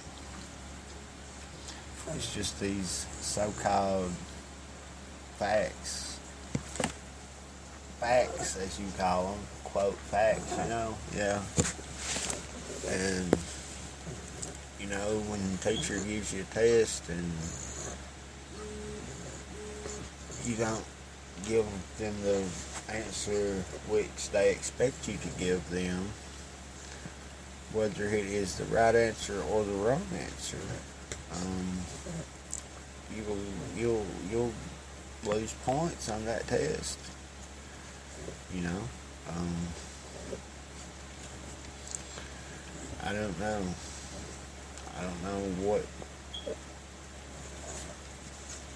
what they got on their minds. I really don't.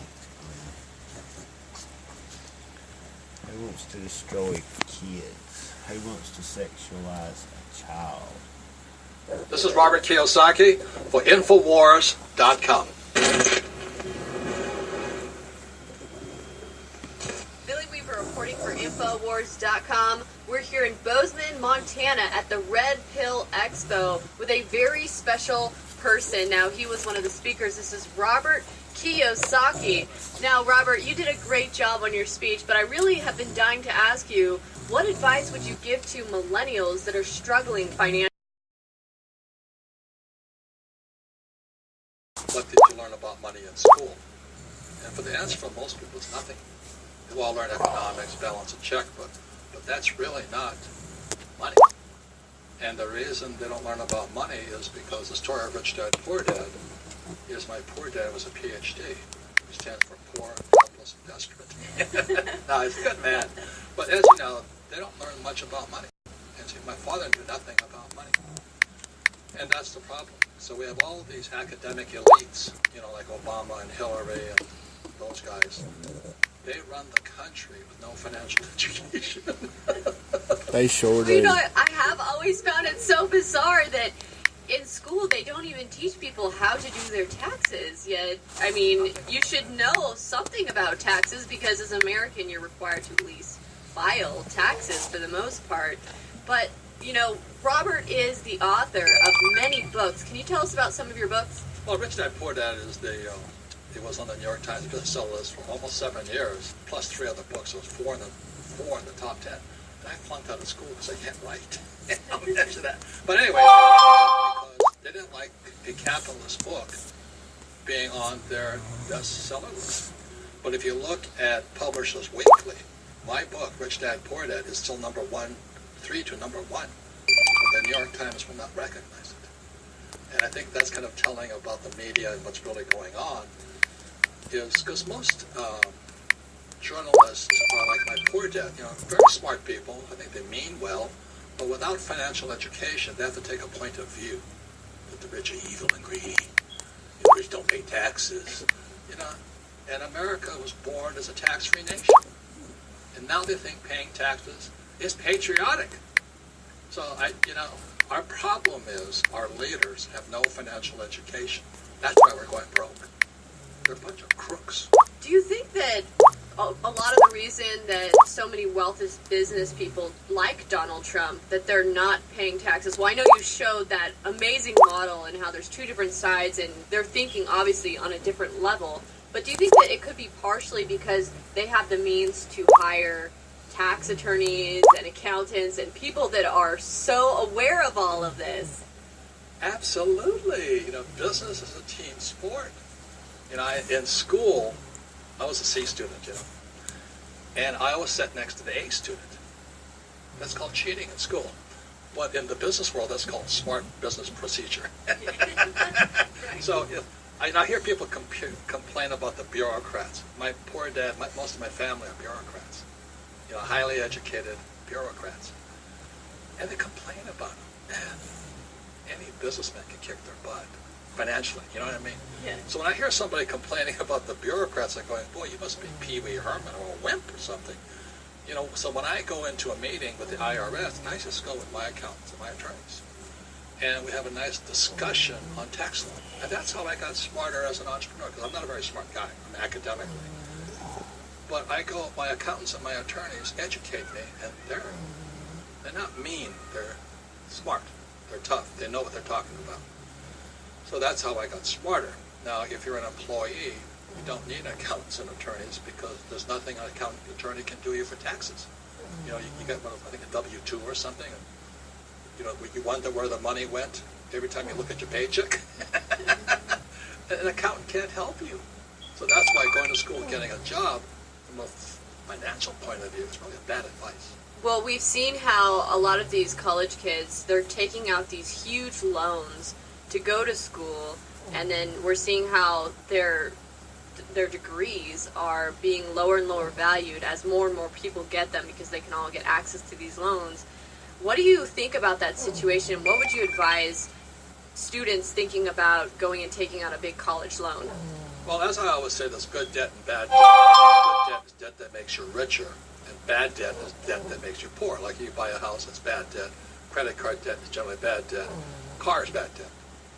Whereas if I borrow money to buy real estate, it makes me rich. So that's good debt. So if a kid goes into school, they take out the student loans, and they thrivel it away, and then they don't graduate.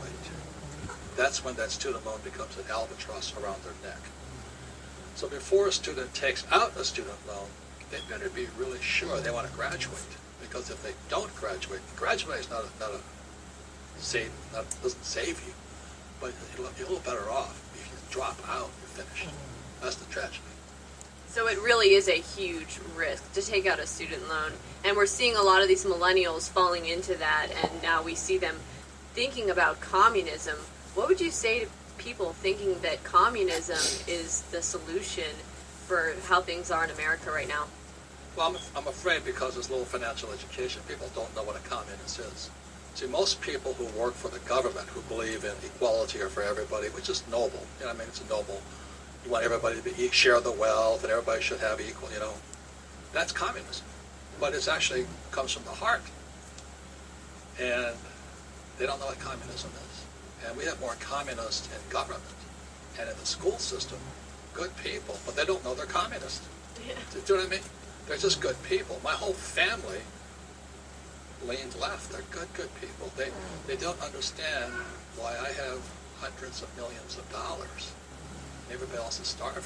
Well, it's a different education.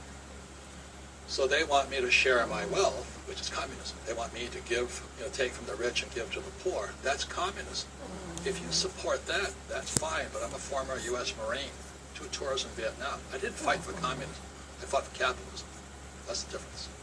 And we've seen how Donald Trump obviously has the rich dad mentality. I mean, he is so successful, and he's a very savvy businessman. And I think that's why a lot of people were so curious to see how he would do as the president, let's see if a businessman can actually do a better job running the country than a politician or a bureaucrat, so to speak.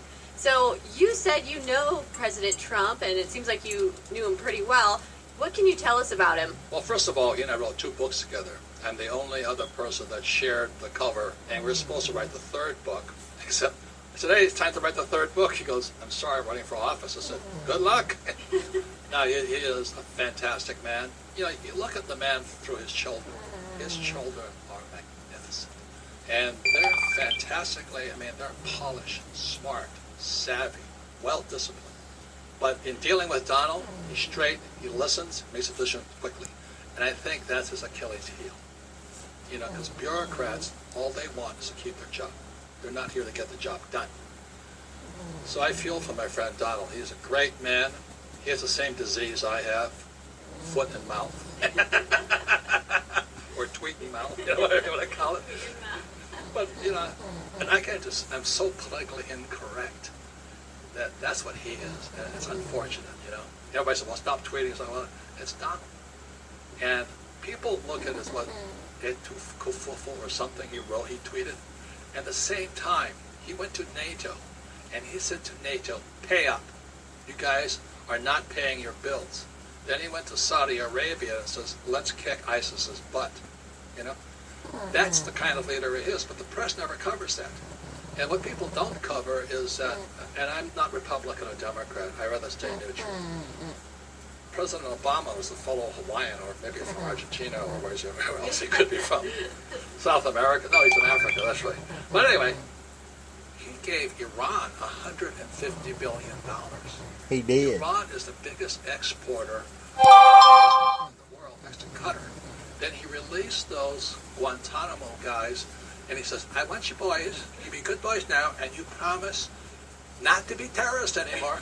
Oh, yes, President Obama, we promise. And they all run to Qatar, and they were in action that afternoon. You know what I mean?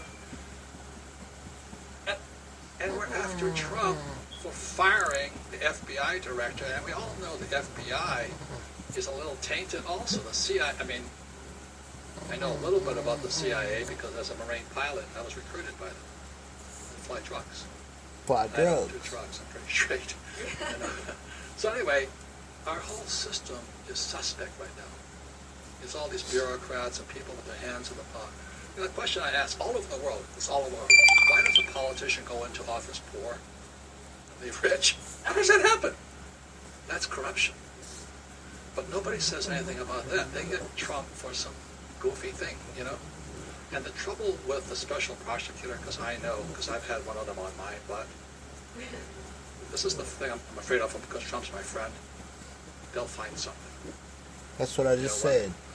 I was guilty. I got accused of in the Marine Corps. And they came and they started turning over the rocks. Oh my God. Just all the things I did I thought I got away with. I didn't get away with. Yes, I just pled guilty and just get off, you know. I was never, they let everything go. But my concern for my friend, the president, is they're going to find something. It doesn't make a difference what they find. They will find something.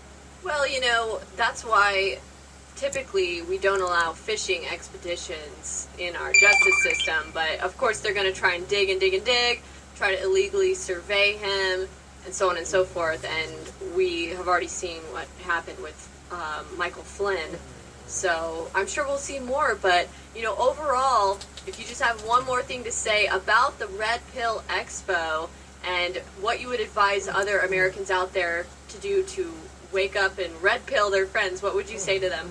Well, I thought it was funny, the local media here in Bozeman calls us a white supremacist meeting. I'm not white. I had to crack up, you know? I mean, they just label us. But anyway, the Red Pill Expo was for out-of-the-box thinking. I came here as a participant as well as a speaker because I need new ideas. I need some out-of-the-box ideas. And that's why I come to the Red Pill Expo. You come for the out-of-the-box ideas. Because that's what we need today. Today, and America's in serious, serious, serious trouble. And all of us need to be more vigilant, not less vigilant. Well, thank you so much, Robert, and we all really enjoyed your speech, so thank you so much for giving us this time. And thank you to InfoWorld, because you guys are doing a great job.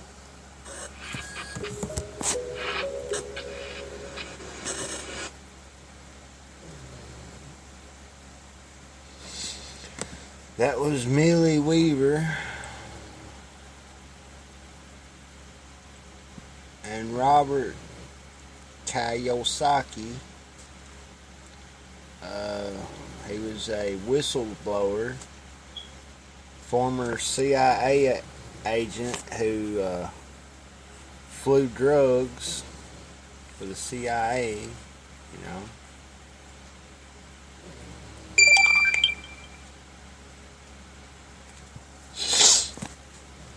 But yeah.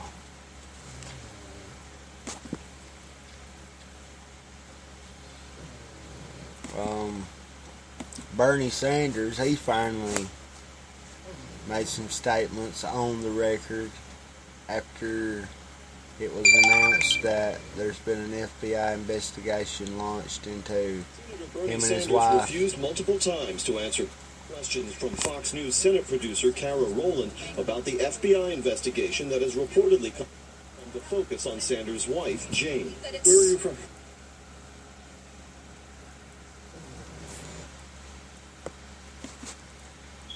Give it a second to load here, folks. I'm sorry. I really apologize.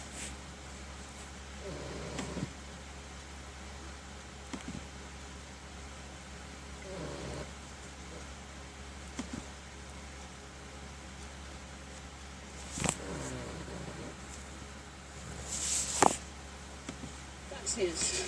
CBS is reporting on this. Politico is reporting on this. Do you still believe it's politically motivated, sir? Well, I'm glad that you're interested in the fact that the Republican leadership is proposing legislation which would throw millions of people off of health insurance. The case centers on Jane Sanders' tenure as president of Vermont's Burlington College from 2004 to 2011, and a loan application she filed in 2010 to help the school expand. Published reports allege Sanders claimed $2.6 million in pledges, but as the college spiraled into bankruptcy, Sanders reportedly raised less than $700,000, leading the Trump campaign chair in Vermont, Brady Tunsing, to ask federal prosecutors and banking regulators to investigate what he termed apparent federal bank fraud. I have seen public records documents that show that an investigation has been started. Those records were with the Vermont Department of Education, where the U.S. prosecutors were asking the Department of Education to preserve records as part of their investigation.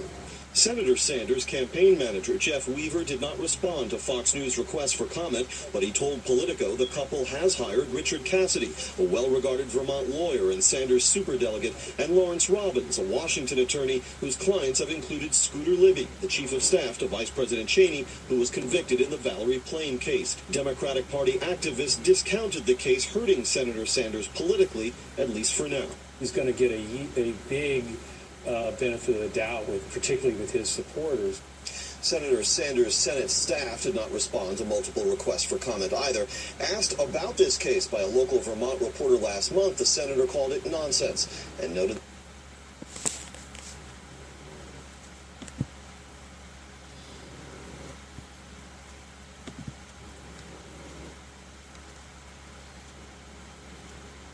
Hold on, we'll listen to Karl Rove here in just a moment.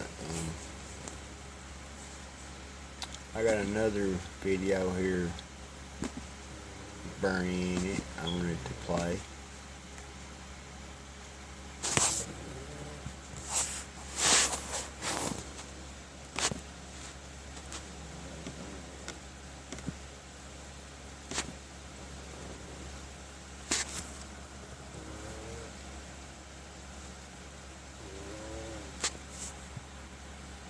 Now, the independent senator from Vermont and former Democratic presidential candidate Bernie Sanders. Senator, good to have you with me. Good to be with you. You heard Rand Paul, some of his arguments there. He says insurance is too expensive. I also heard, Aaron, if my earpiece was correct, I heard him talk about gulags. I live 50 miles away from Canada, where they managed to guarantee health care to all people at a far lower cost per capita. We have national health care throughout every major country in Europe, the UK,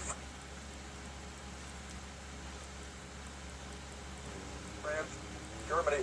Not quite sure that they are gulags. The truth is that the United States of America today is the only major country on earth not to guarantee health care to all people, and we end up spending far, far more per capita on health care and prescription drugs. So when it comes to Senator Paul, I was curious if you actually agreed with him on something here, which is the point that he made that insurance is too expensive.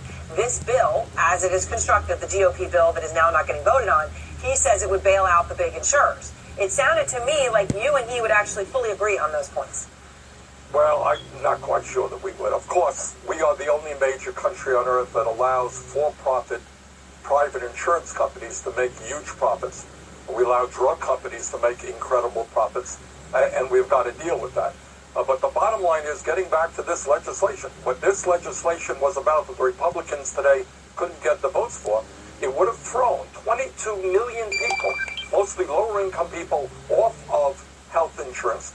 These are people with cancer, with diabetes, with heart disease. children with disabilities.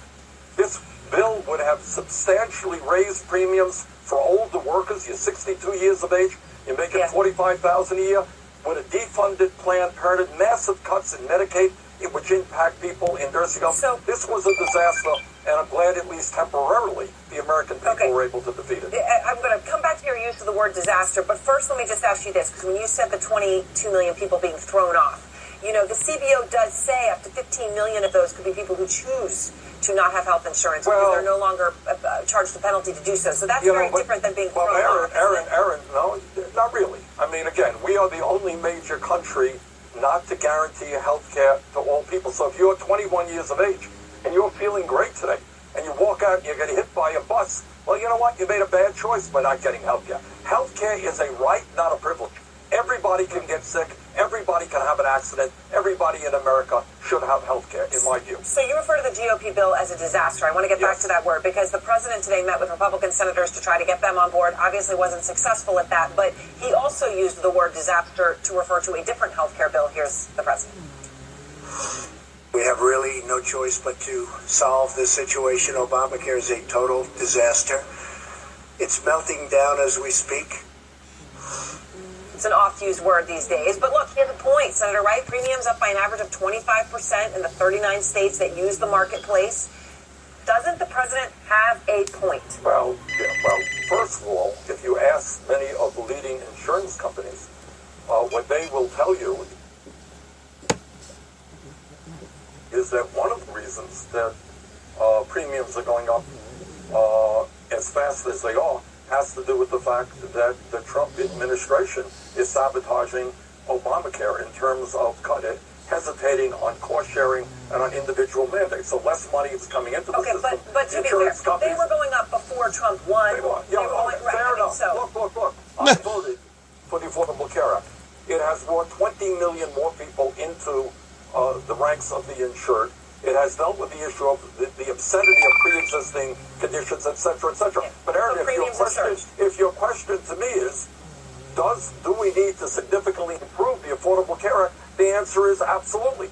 But you don't do that by giving $500 billion in tax breaks to the top 2% and massive tax breaks to the insurance companies and the drug companies. What the Republicans have proposed is not a cure, an improvement over Obamacare. It is a massive tax breaks for the wealthiest people in this country. So when you say that you know that there do need to be changes, though, the Majority Leader, Mitch McConnell, he was asked today if he would involve you, Democrats, in the health care talks, and here's how he responded. They're not interested in participating in this. Are you part of the problem? Look, Aaron, Mr. McConnell, Senator McConnell, has guided this whole approach without holding one hearing. I'm a member of the Health Education Committee. There have been 0 hearings for legislation which will impact 1/6 of the American economy and every single person in this country. Of course, we want to be involved in the discussion as to how you improve the Affordable Care Act, not how you throw millions off it and give tax breaks to the rich. All right? One of the things that you can do is lower the age of Medicare. Right now it's 65. You bring it down to 55. It's going to solve a whole lot of problems for older workers. Second thing you can do, in states where there is not a lot of competition, you can have a public option. You can make something like a Medicare plan or a Medicaid plan available to everybody at a reasonable cost. Third thing you could do to save a whole lot of money is to lower the outrageously high cost of prescription drugs in this country right now by allowing pharmacists and distributors to buy lower cost prescription drugs from Canada and another country, substantially lowering the cost of prescription drugs and healthcare in America. So, of course, we would like to be involved, but not to throw people off health insurance and give tax breaks to billionaires, but in fact to deal with the problems of Obamacare, which the deductibles are too high, premiums, co-payments are too high. Let's address that. Senator, before we go, just one other question. We understand your wife has hired a lawyer to represent her in a possible probe into a land deal that fell apart. This was back when she was president of Burlington College. No, it's not when she was. Let me say a word on that. Yeah. Well, I just want to ask you, do you know she's under FBI investigation? Excuse me. My wife is about the most honest person I know. When she came to that college, It was failing financially and academically. When she left it, it was in better shape than it ever been. 5 years later, just at the moment, coincidentally, no doubt, when I'm a candidate for President of the United States, Donald Trump's campaign manager, a vice chairman of the Republican Party in Vermont, launched this investigation. So all that I will tell you now, Erin, it is a sad state of affairs in America. Not only when we have, politicians being destroyed, when there are attacks against elected officials, when you go after your wife, people's wives, that is pretty pathetic. And that's where we are right now. That's about all that I'm going to say. I do just want to understand, though, at this time, do you have any knowledge as to whether she's under FBI investigation? That's all that I want to say, and we'll let it play out. But I think it's fairly pathetic that when, people are involved in public life, it's not only that they get attacked, but it's their wives and their families that they get attacked. That's what this is about. Senator Sanders, thank you. Thank you.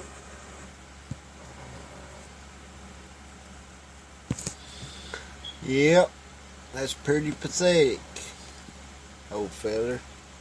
It sure is. I talk about somebody attacking somebody. Back to President George W. Bush and Fox News contributor Rick Carl. Good evening. Everyone is innocent until proven guilty, but I'll let you weigh in on what many people see as very interesting. Well, it sounds a little stinky. In 2004, Mrs. Sanders takes over a very small college in Burlington. By 2006, she announces with 156 students at the college that she's going to undertake a $6 million effort to grow the campus. Well, it never materializes. She gets in a battle with the faculty.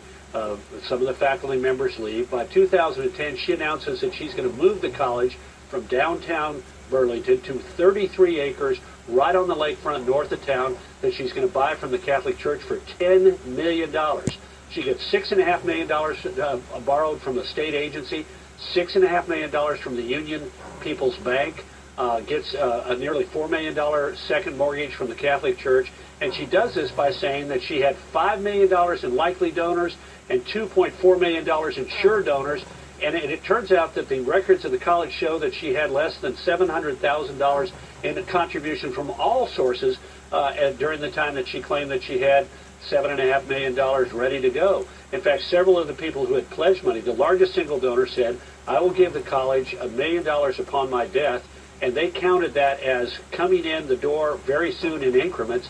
And the woman, when confronted with what Jane Sanders was saying about it, said, that's simply not true. I never made that promise. They asked me to sign some papers, which I refused to sign, and I was going to give them the money upon my death.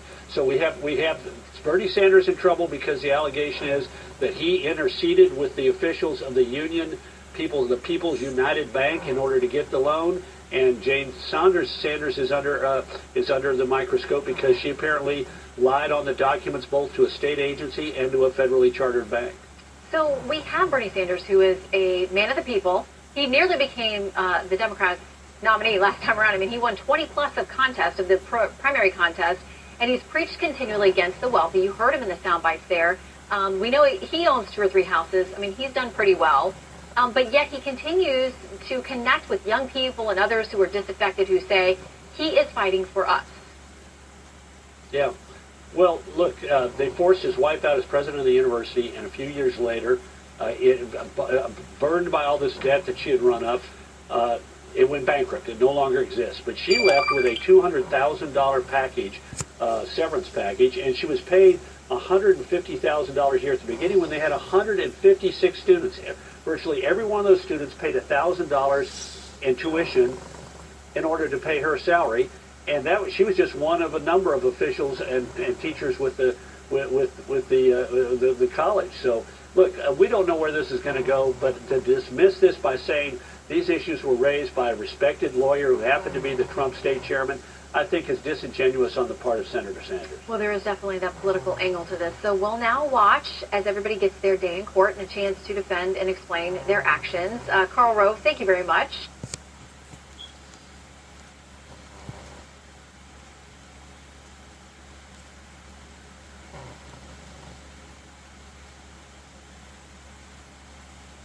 Charles Krauthammer is considered play this.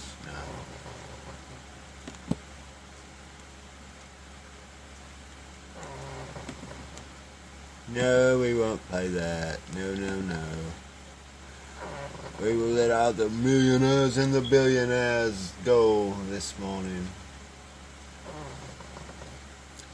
NBC is calling for Trump to my opinions was that nepotism is a bad thing in government. It just is. You put Uday and Kusay in your government, you're going to have a problem with everybody else in the government because nobody can fight with them. Nobody can challenge them. In the end, the son-in-law is always right because he always can go to his father-in-law or his wife and say, they were mean to me. The power seems to have gone to the son-in-law. This is the Romanovs. Just a thought.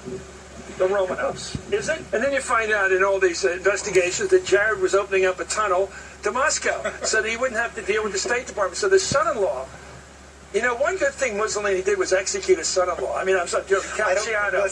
I know that was an extreme measure, but this is a strange situation. Folks, I was reading an article the other day about Obama's deal with Cuba, and he was talking and hit how Obama had used secret back channels to negotiate and secure the deal that he made with Fidel Castro.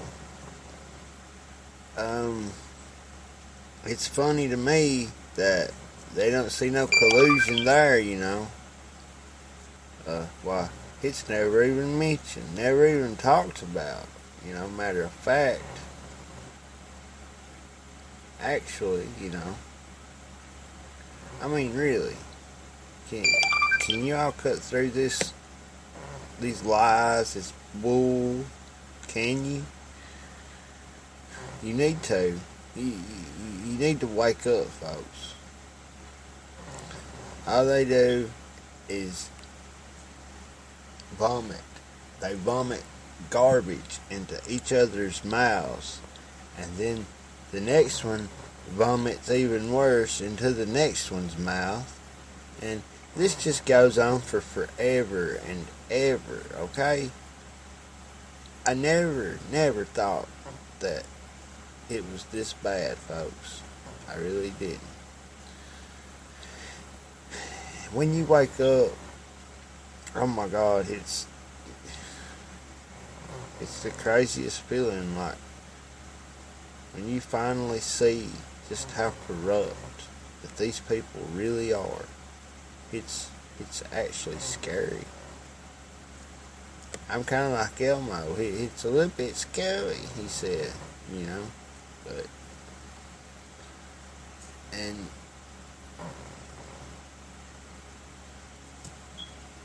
you waking up right now is crucial, folks. It is crucial. Okay?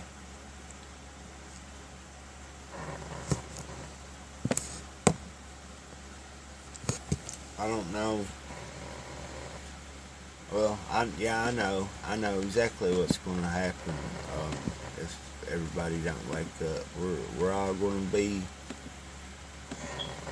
under rule of the New World Order, of the Illuminati, of the one world religion, the one world government.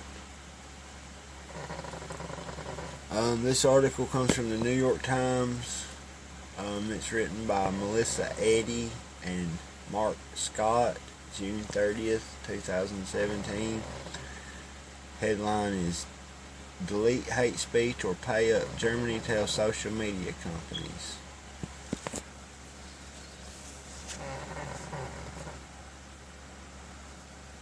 That is outrageous.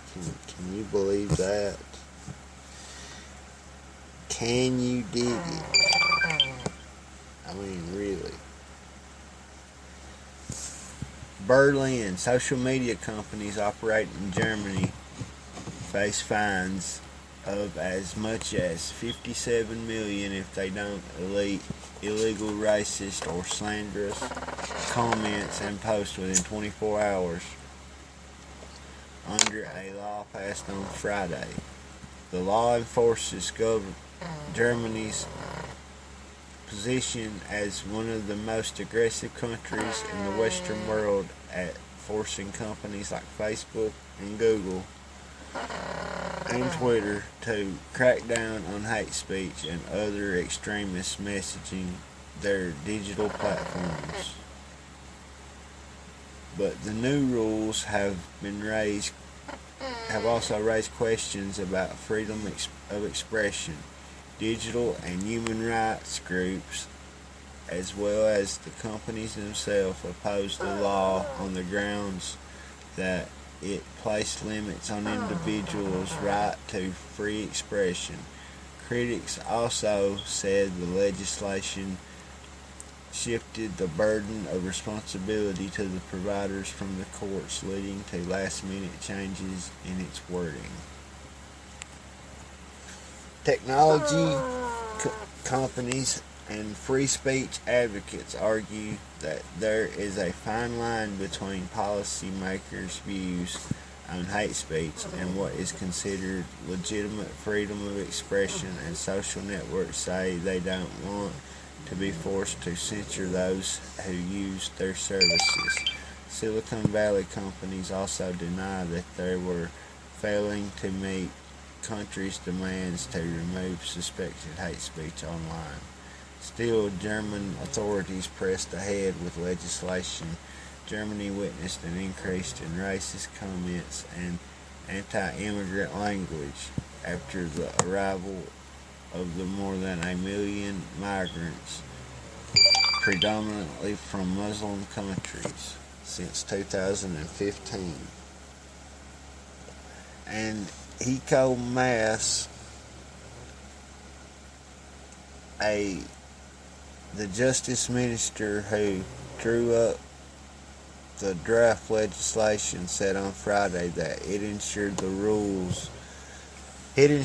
the rules that currently apply offline would be equally enforceable in the digital sphere. Quote, "With this law, we put an end to the verbal law of the jungle on the internet and protect freedom of expression for all," end quote, Mr. Maas said. Quote, "We are ensuring that everyone can express their opinion freely without being insulted or threatened. That is a limitation but a prerequisite for freedom of expression," end quote, he continued.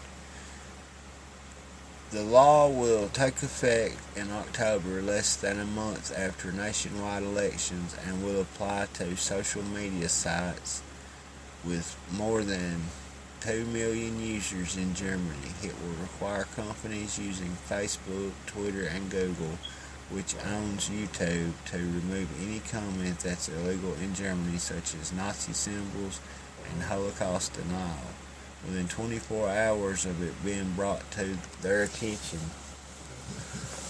The law allows for up to 7 days for the companies to decide to content that has been flagged as offensive, but that may not be clearly defamatory or inciting violence.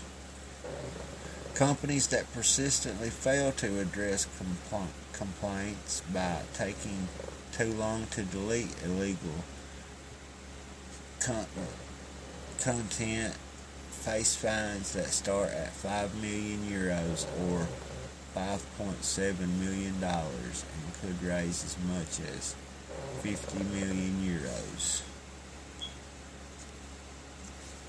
Every 6 months, companies will have to publicly report the number of complaints they have received and how they have handled them. In Germany, which has some of the stringent anti-hate speech laws in the Western world, a study published this year found that Facebook and Twitter had failed to meet a national target of removing 70% of online hate speech within 24 hours of being alerted to its presence.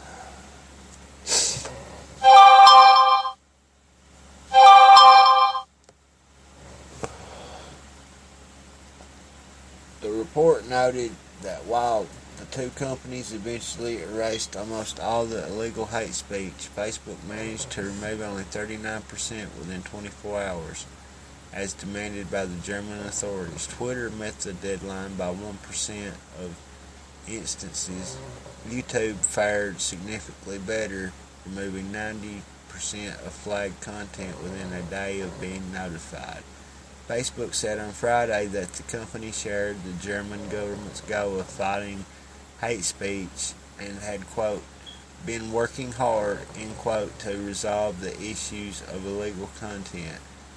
The company announced in May that it would nearly double to 700 to 7,500 the number of employees worldwide devoted to clearing its site of flagged postings. It would also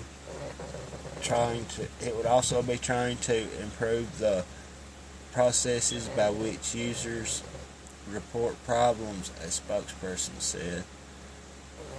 Twitter denied a comment, while Google did not immediately respond to a request to comment. The standoff between tech companies and politicians is most acute in Europe, which freedom of expression rights are less comprehensive than in the United States, and where policymakers have often been bristled at Silicon Valley dominance of people's digital lives, but advocacy groups in Europe have raised concerns over the new German law. Mirko Holman and Alexander Parent of the Global Public Policy Institute in Berlin criticized the legislation as, quote, misguided, end quote, for placing too much responsibility for deciding that what constitutes unlawful content in the hands of social media providers. Quote, set new rules of the digital public, including identification of the lawful and what is not, should not be left to private companies, end quote, they wrote. Even in the United States, Facebook and Google have taken steps to limit the spread of extremist messaging online and to prevent, quote, fake news, end quote, from circulating.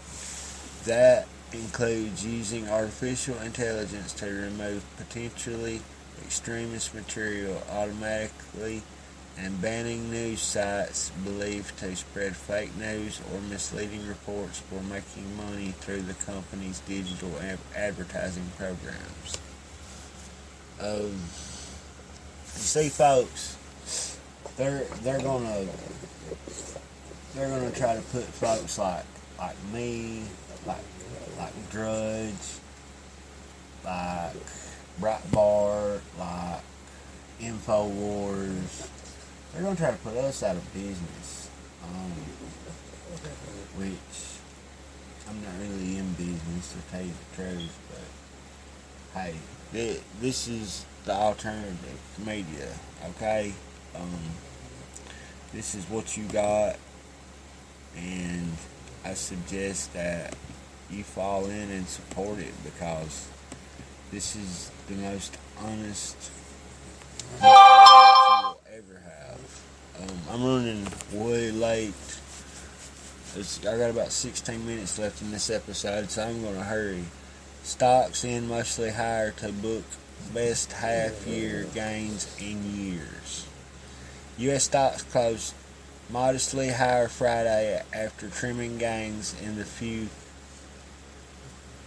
last minutes of trading, but steep losses in technology and healthcare stocks early in the week resulting in poor weekly performances for the S&P 500 and NASDAQ. The S&P 500 rose 3.71 points, or 0.2%, to 2,423.41, but ended the week 0.6% lower. Over the month, the large cap index gained 0.5% and advanced by 2.6%. Dow Jones was up 0.29%, advanced 62.60 points, or 0.3%, to 21,349.63, ending the week 0.2% lower. The blue chip index gained 1.6% over the month, 3.3% over the quarter, and 8% over the first half of the year. NASDAQ was down 0.06%, reversed earlier gains to close 3.93, or 0.1% lower at 6,140.42. The tech-heavy index booked a 2% weekly and 0.9% monthly loss after recent sell-offs in technology stocks. Among biggest gainers this week, Nike was up 10.96%, rallied 11.6%, much of the gains coming on Friday. That article is from MarketWatch.com, written by Honora Mahmudova, Mahmudova,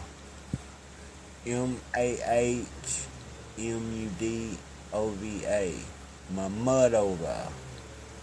I can't pronounce names. I'm horrible. I really apologize.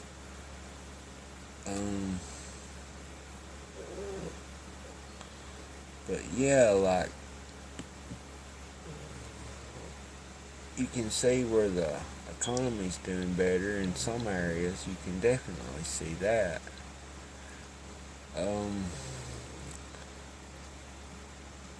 White House spokeswoman, Chicago crime driven by morality. CNN Politics by Jeremy Diamond and Bunny Cap. White House Deputy Press Secretaries. There's a video. I'll play it.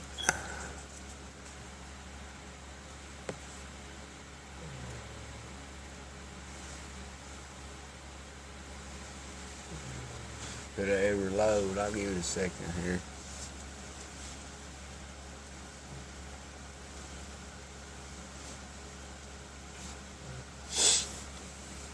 What I don't get to today, I will come Mayor back Emanuel, this evening. unfortunately, as you know, Chicago is the second deadliest city in America. On multiple occasions, President Trump has tweeted that if you can't handle the situation, you need to ask for help and he will give it to you. I know that you are now pushing to hire more police officers, but some are asking, why didn't you do that sooner? Yeah. Well, the truth is, we have actually added officers, and we're also getting kids, guns, and drugs off the street. And I know that the Wall Street Journal noted a recent story about the progress that's been made in exactly doing what we're supposed to do, which is cramp down on the shootings. And actually, this year, we're down 14% on shootings. And in the toughest neighborhoods on the south and west side, where this is, we're actually seeing more dramatic reductions in that effort. So, in fact, we're making that type of progress.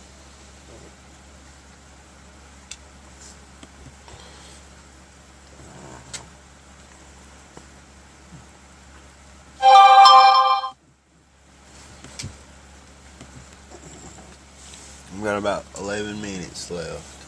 This article comes from the New York Times, written by Adam Nassiter, June 30th, 2017. French puzzle over Macron as their new president gathers up power. Paris. What about my bad. Paris. Is he Machiavelli, Bonaparte, or de Grenelle? Emmanuel Macron wrote a thesis about the first is often compared to the second and frequently cites the third. The parlor game playing out in the French media as France tries to figure out its new president demonstrates one thing: Macron has already concentrated all the power nearly by default. He rarely speaks to the press, limits public appearances, and has helped candidates who support his agenda win a majority in the National Assembly. Mr. Macron insists that his intensive assembling of the tools of power is not an end in itself, and the sense of direction, energy, and renewal has been welcomed by French citizens who have longed for greater authority in Paris after the weak presidency of his predecessor, Francis Hollande. But it has also led some critics to accuse Mr. Macron of, quote, authoritarian, end quote, tendencies.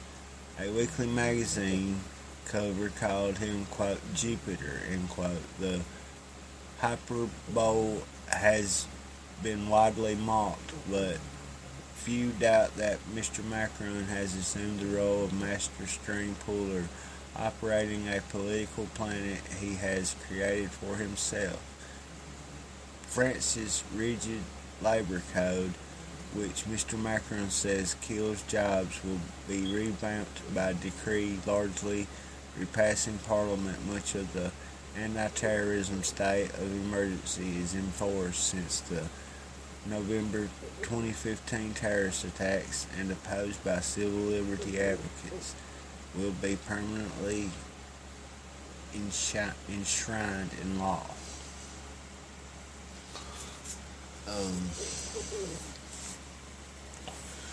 Such quick, bold steps have begun to sow questioning, even unease. The latest demonstration of what some of the characteristics of Napoleon style was Macron's announcement that he would address both houses of Parliament in the regal setting of Versailles on Monday. Billed as a kind of French state in the national address, the move is unknown in the Fifth Republic outside moments of severe crisis. Yet the choice of typical of Macron, even if the only direct president, goes back to the mid-19th century presidency of Napoleon's nephew, Louis Napoleon. It would be his show alone, without a intermediary of the press. He has given one newspaper interview since his election on May 7th, while upstaging his own prime minister, backed solely by the gold and mirrors of Versailles, and facing solo 925 lawmakers, many obliged to him. Quote, it's a signal, an affirmation that he is the country's pilot, end quote, said Gilles Savary, a veteran socialist politician recently defended in his parliamentary re-election bid by one of Mr. Macron's novice candidates. The man not afraid of inviting President Trump, deeply unpopular all over Europe, but Bastille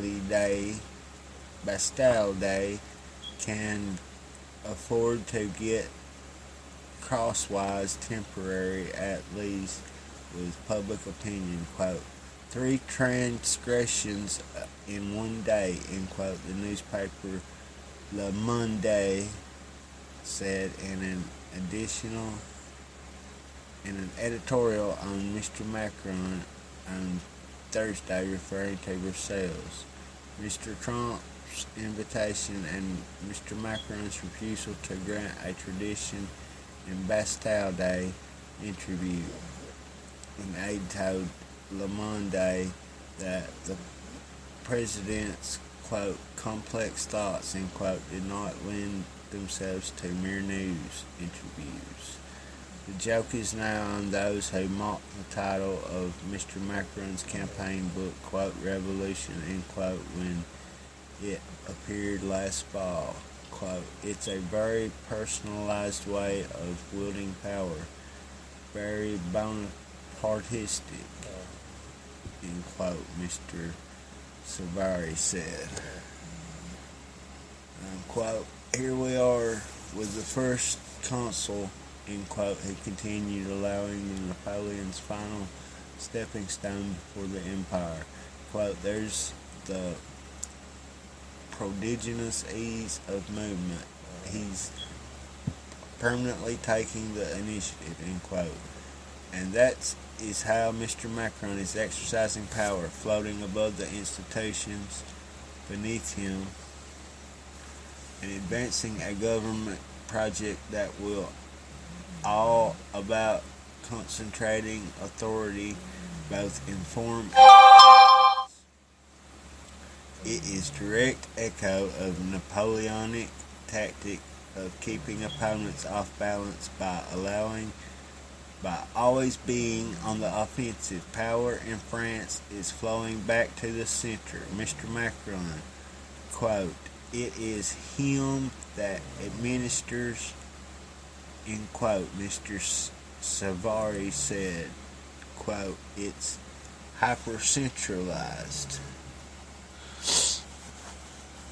Aides that say the legislating of ordinance while rewriting the labor code speeds up the process. The government is spending the summer consulting with various trade unions, but there are no illusions about the ultimate decider. Mr. Macron,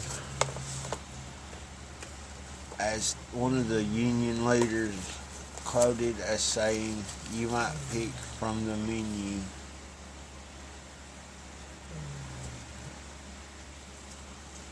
but you can't choose the dish outside it.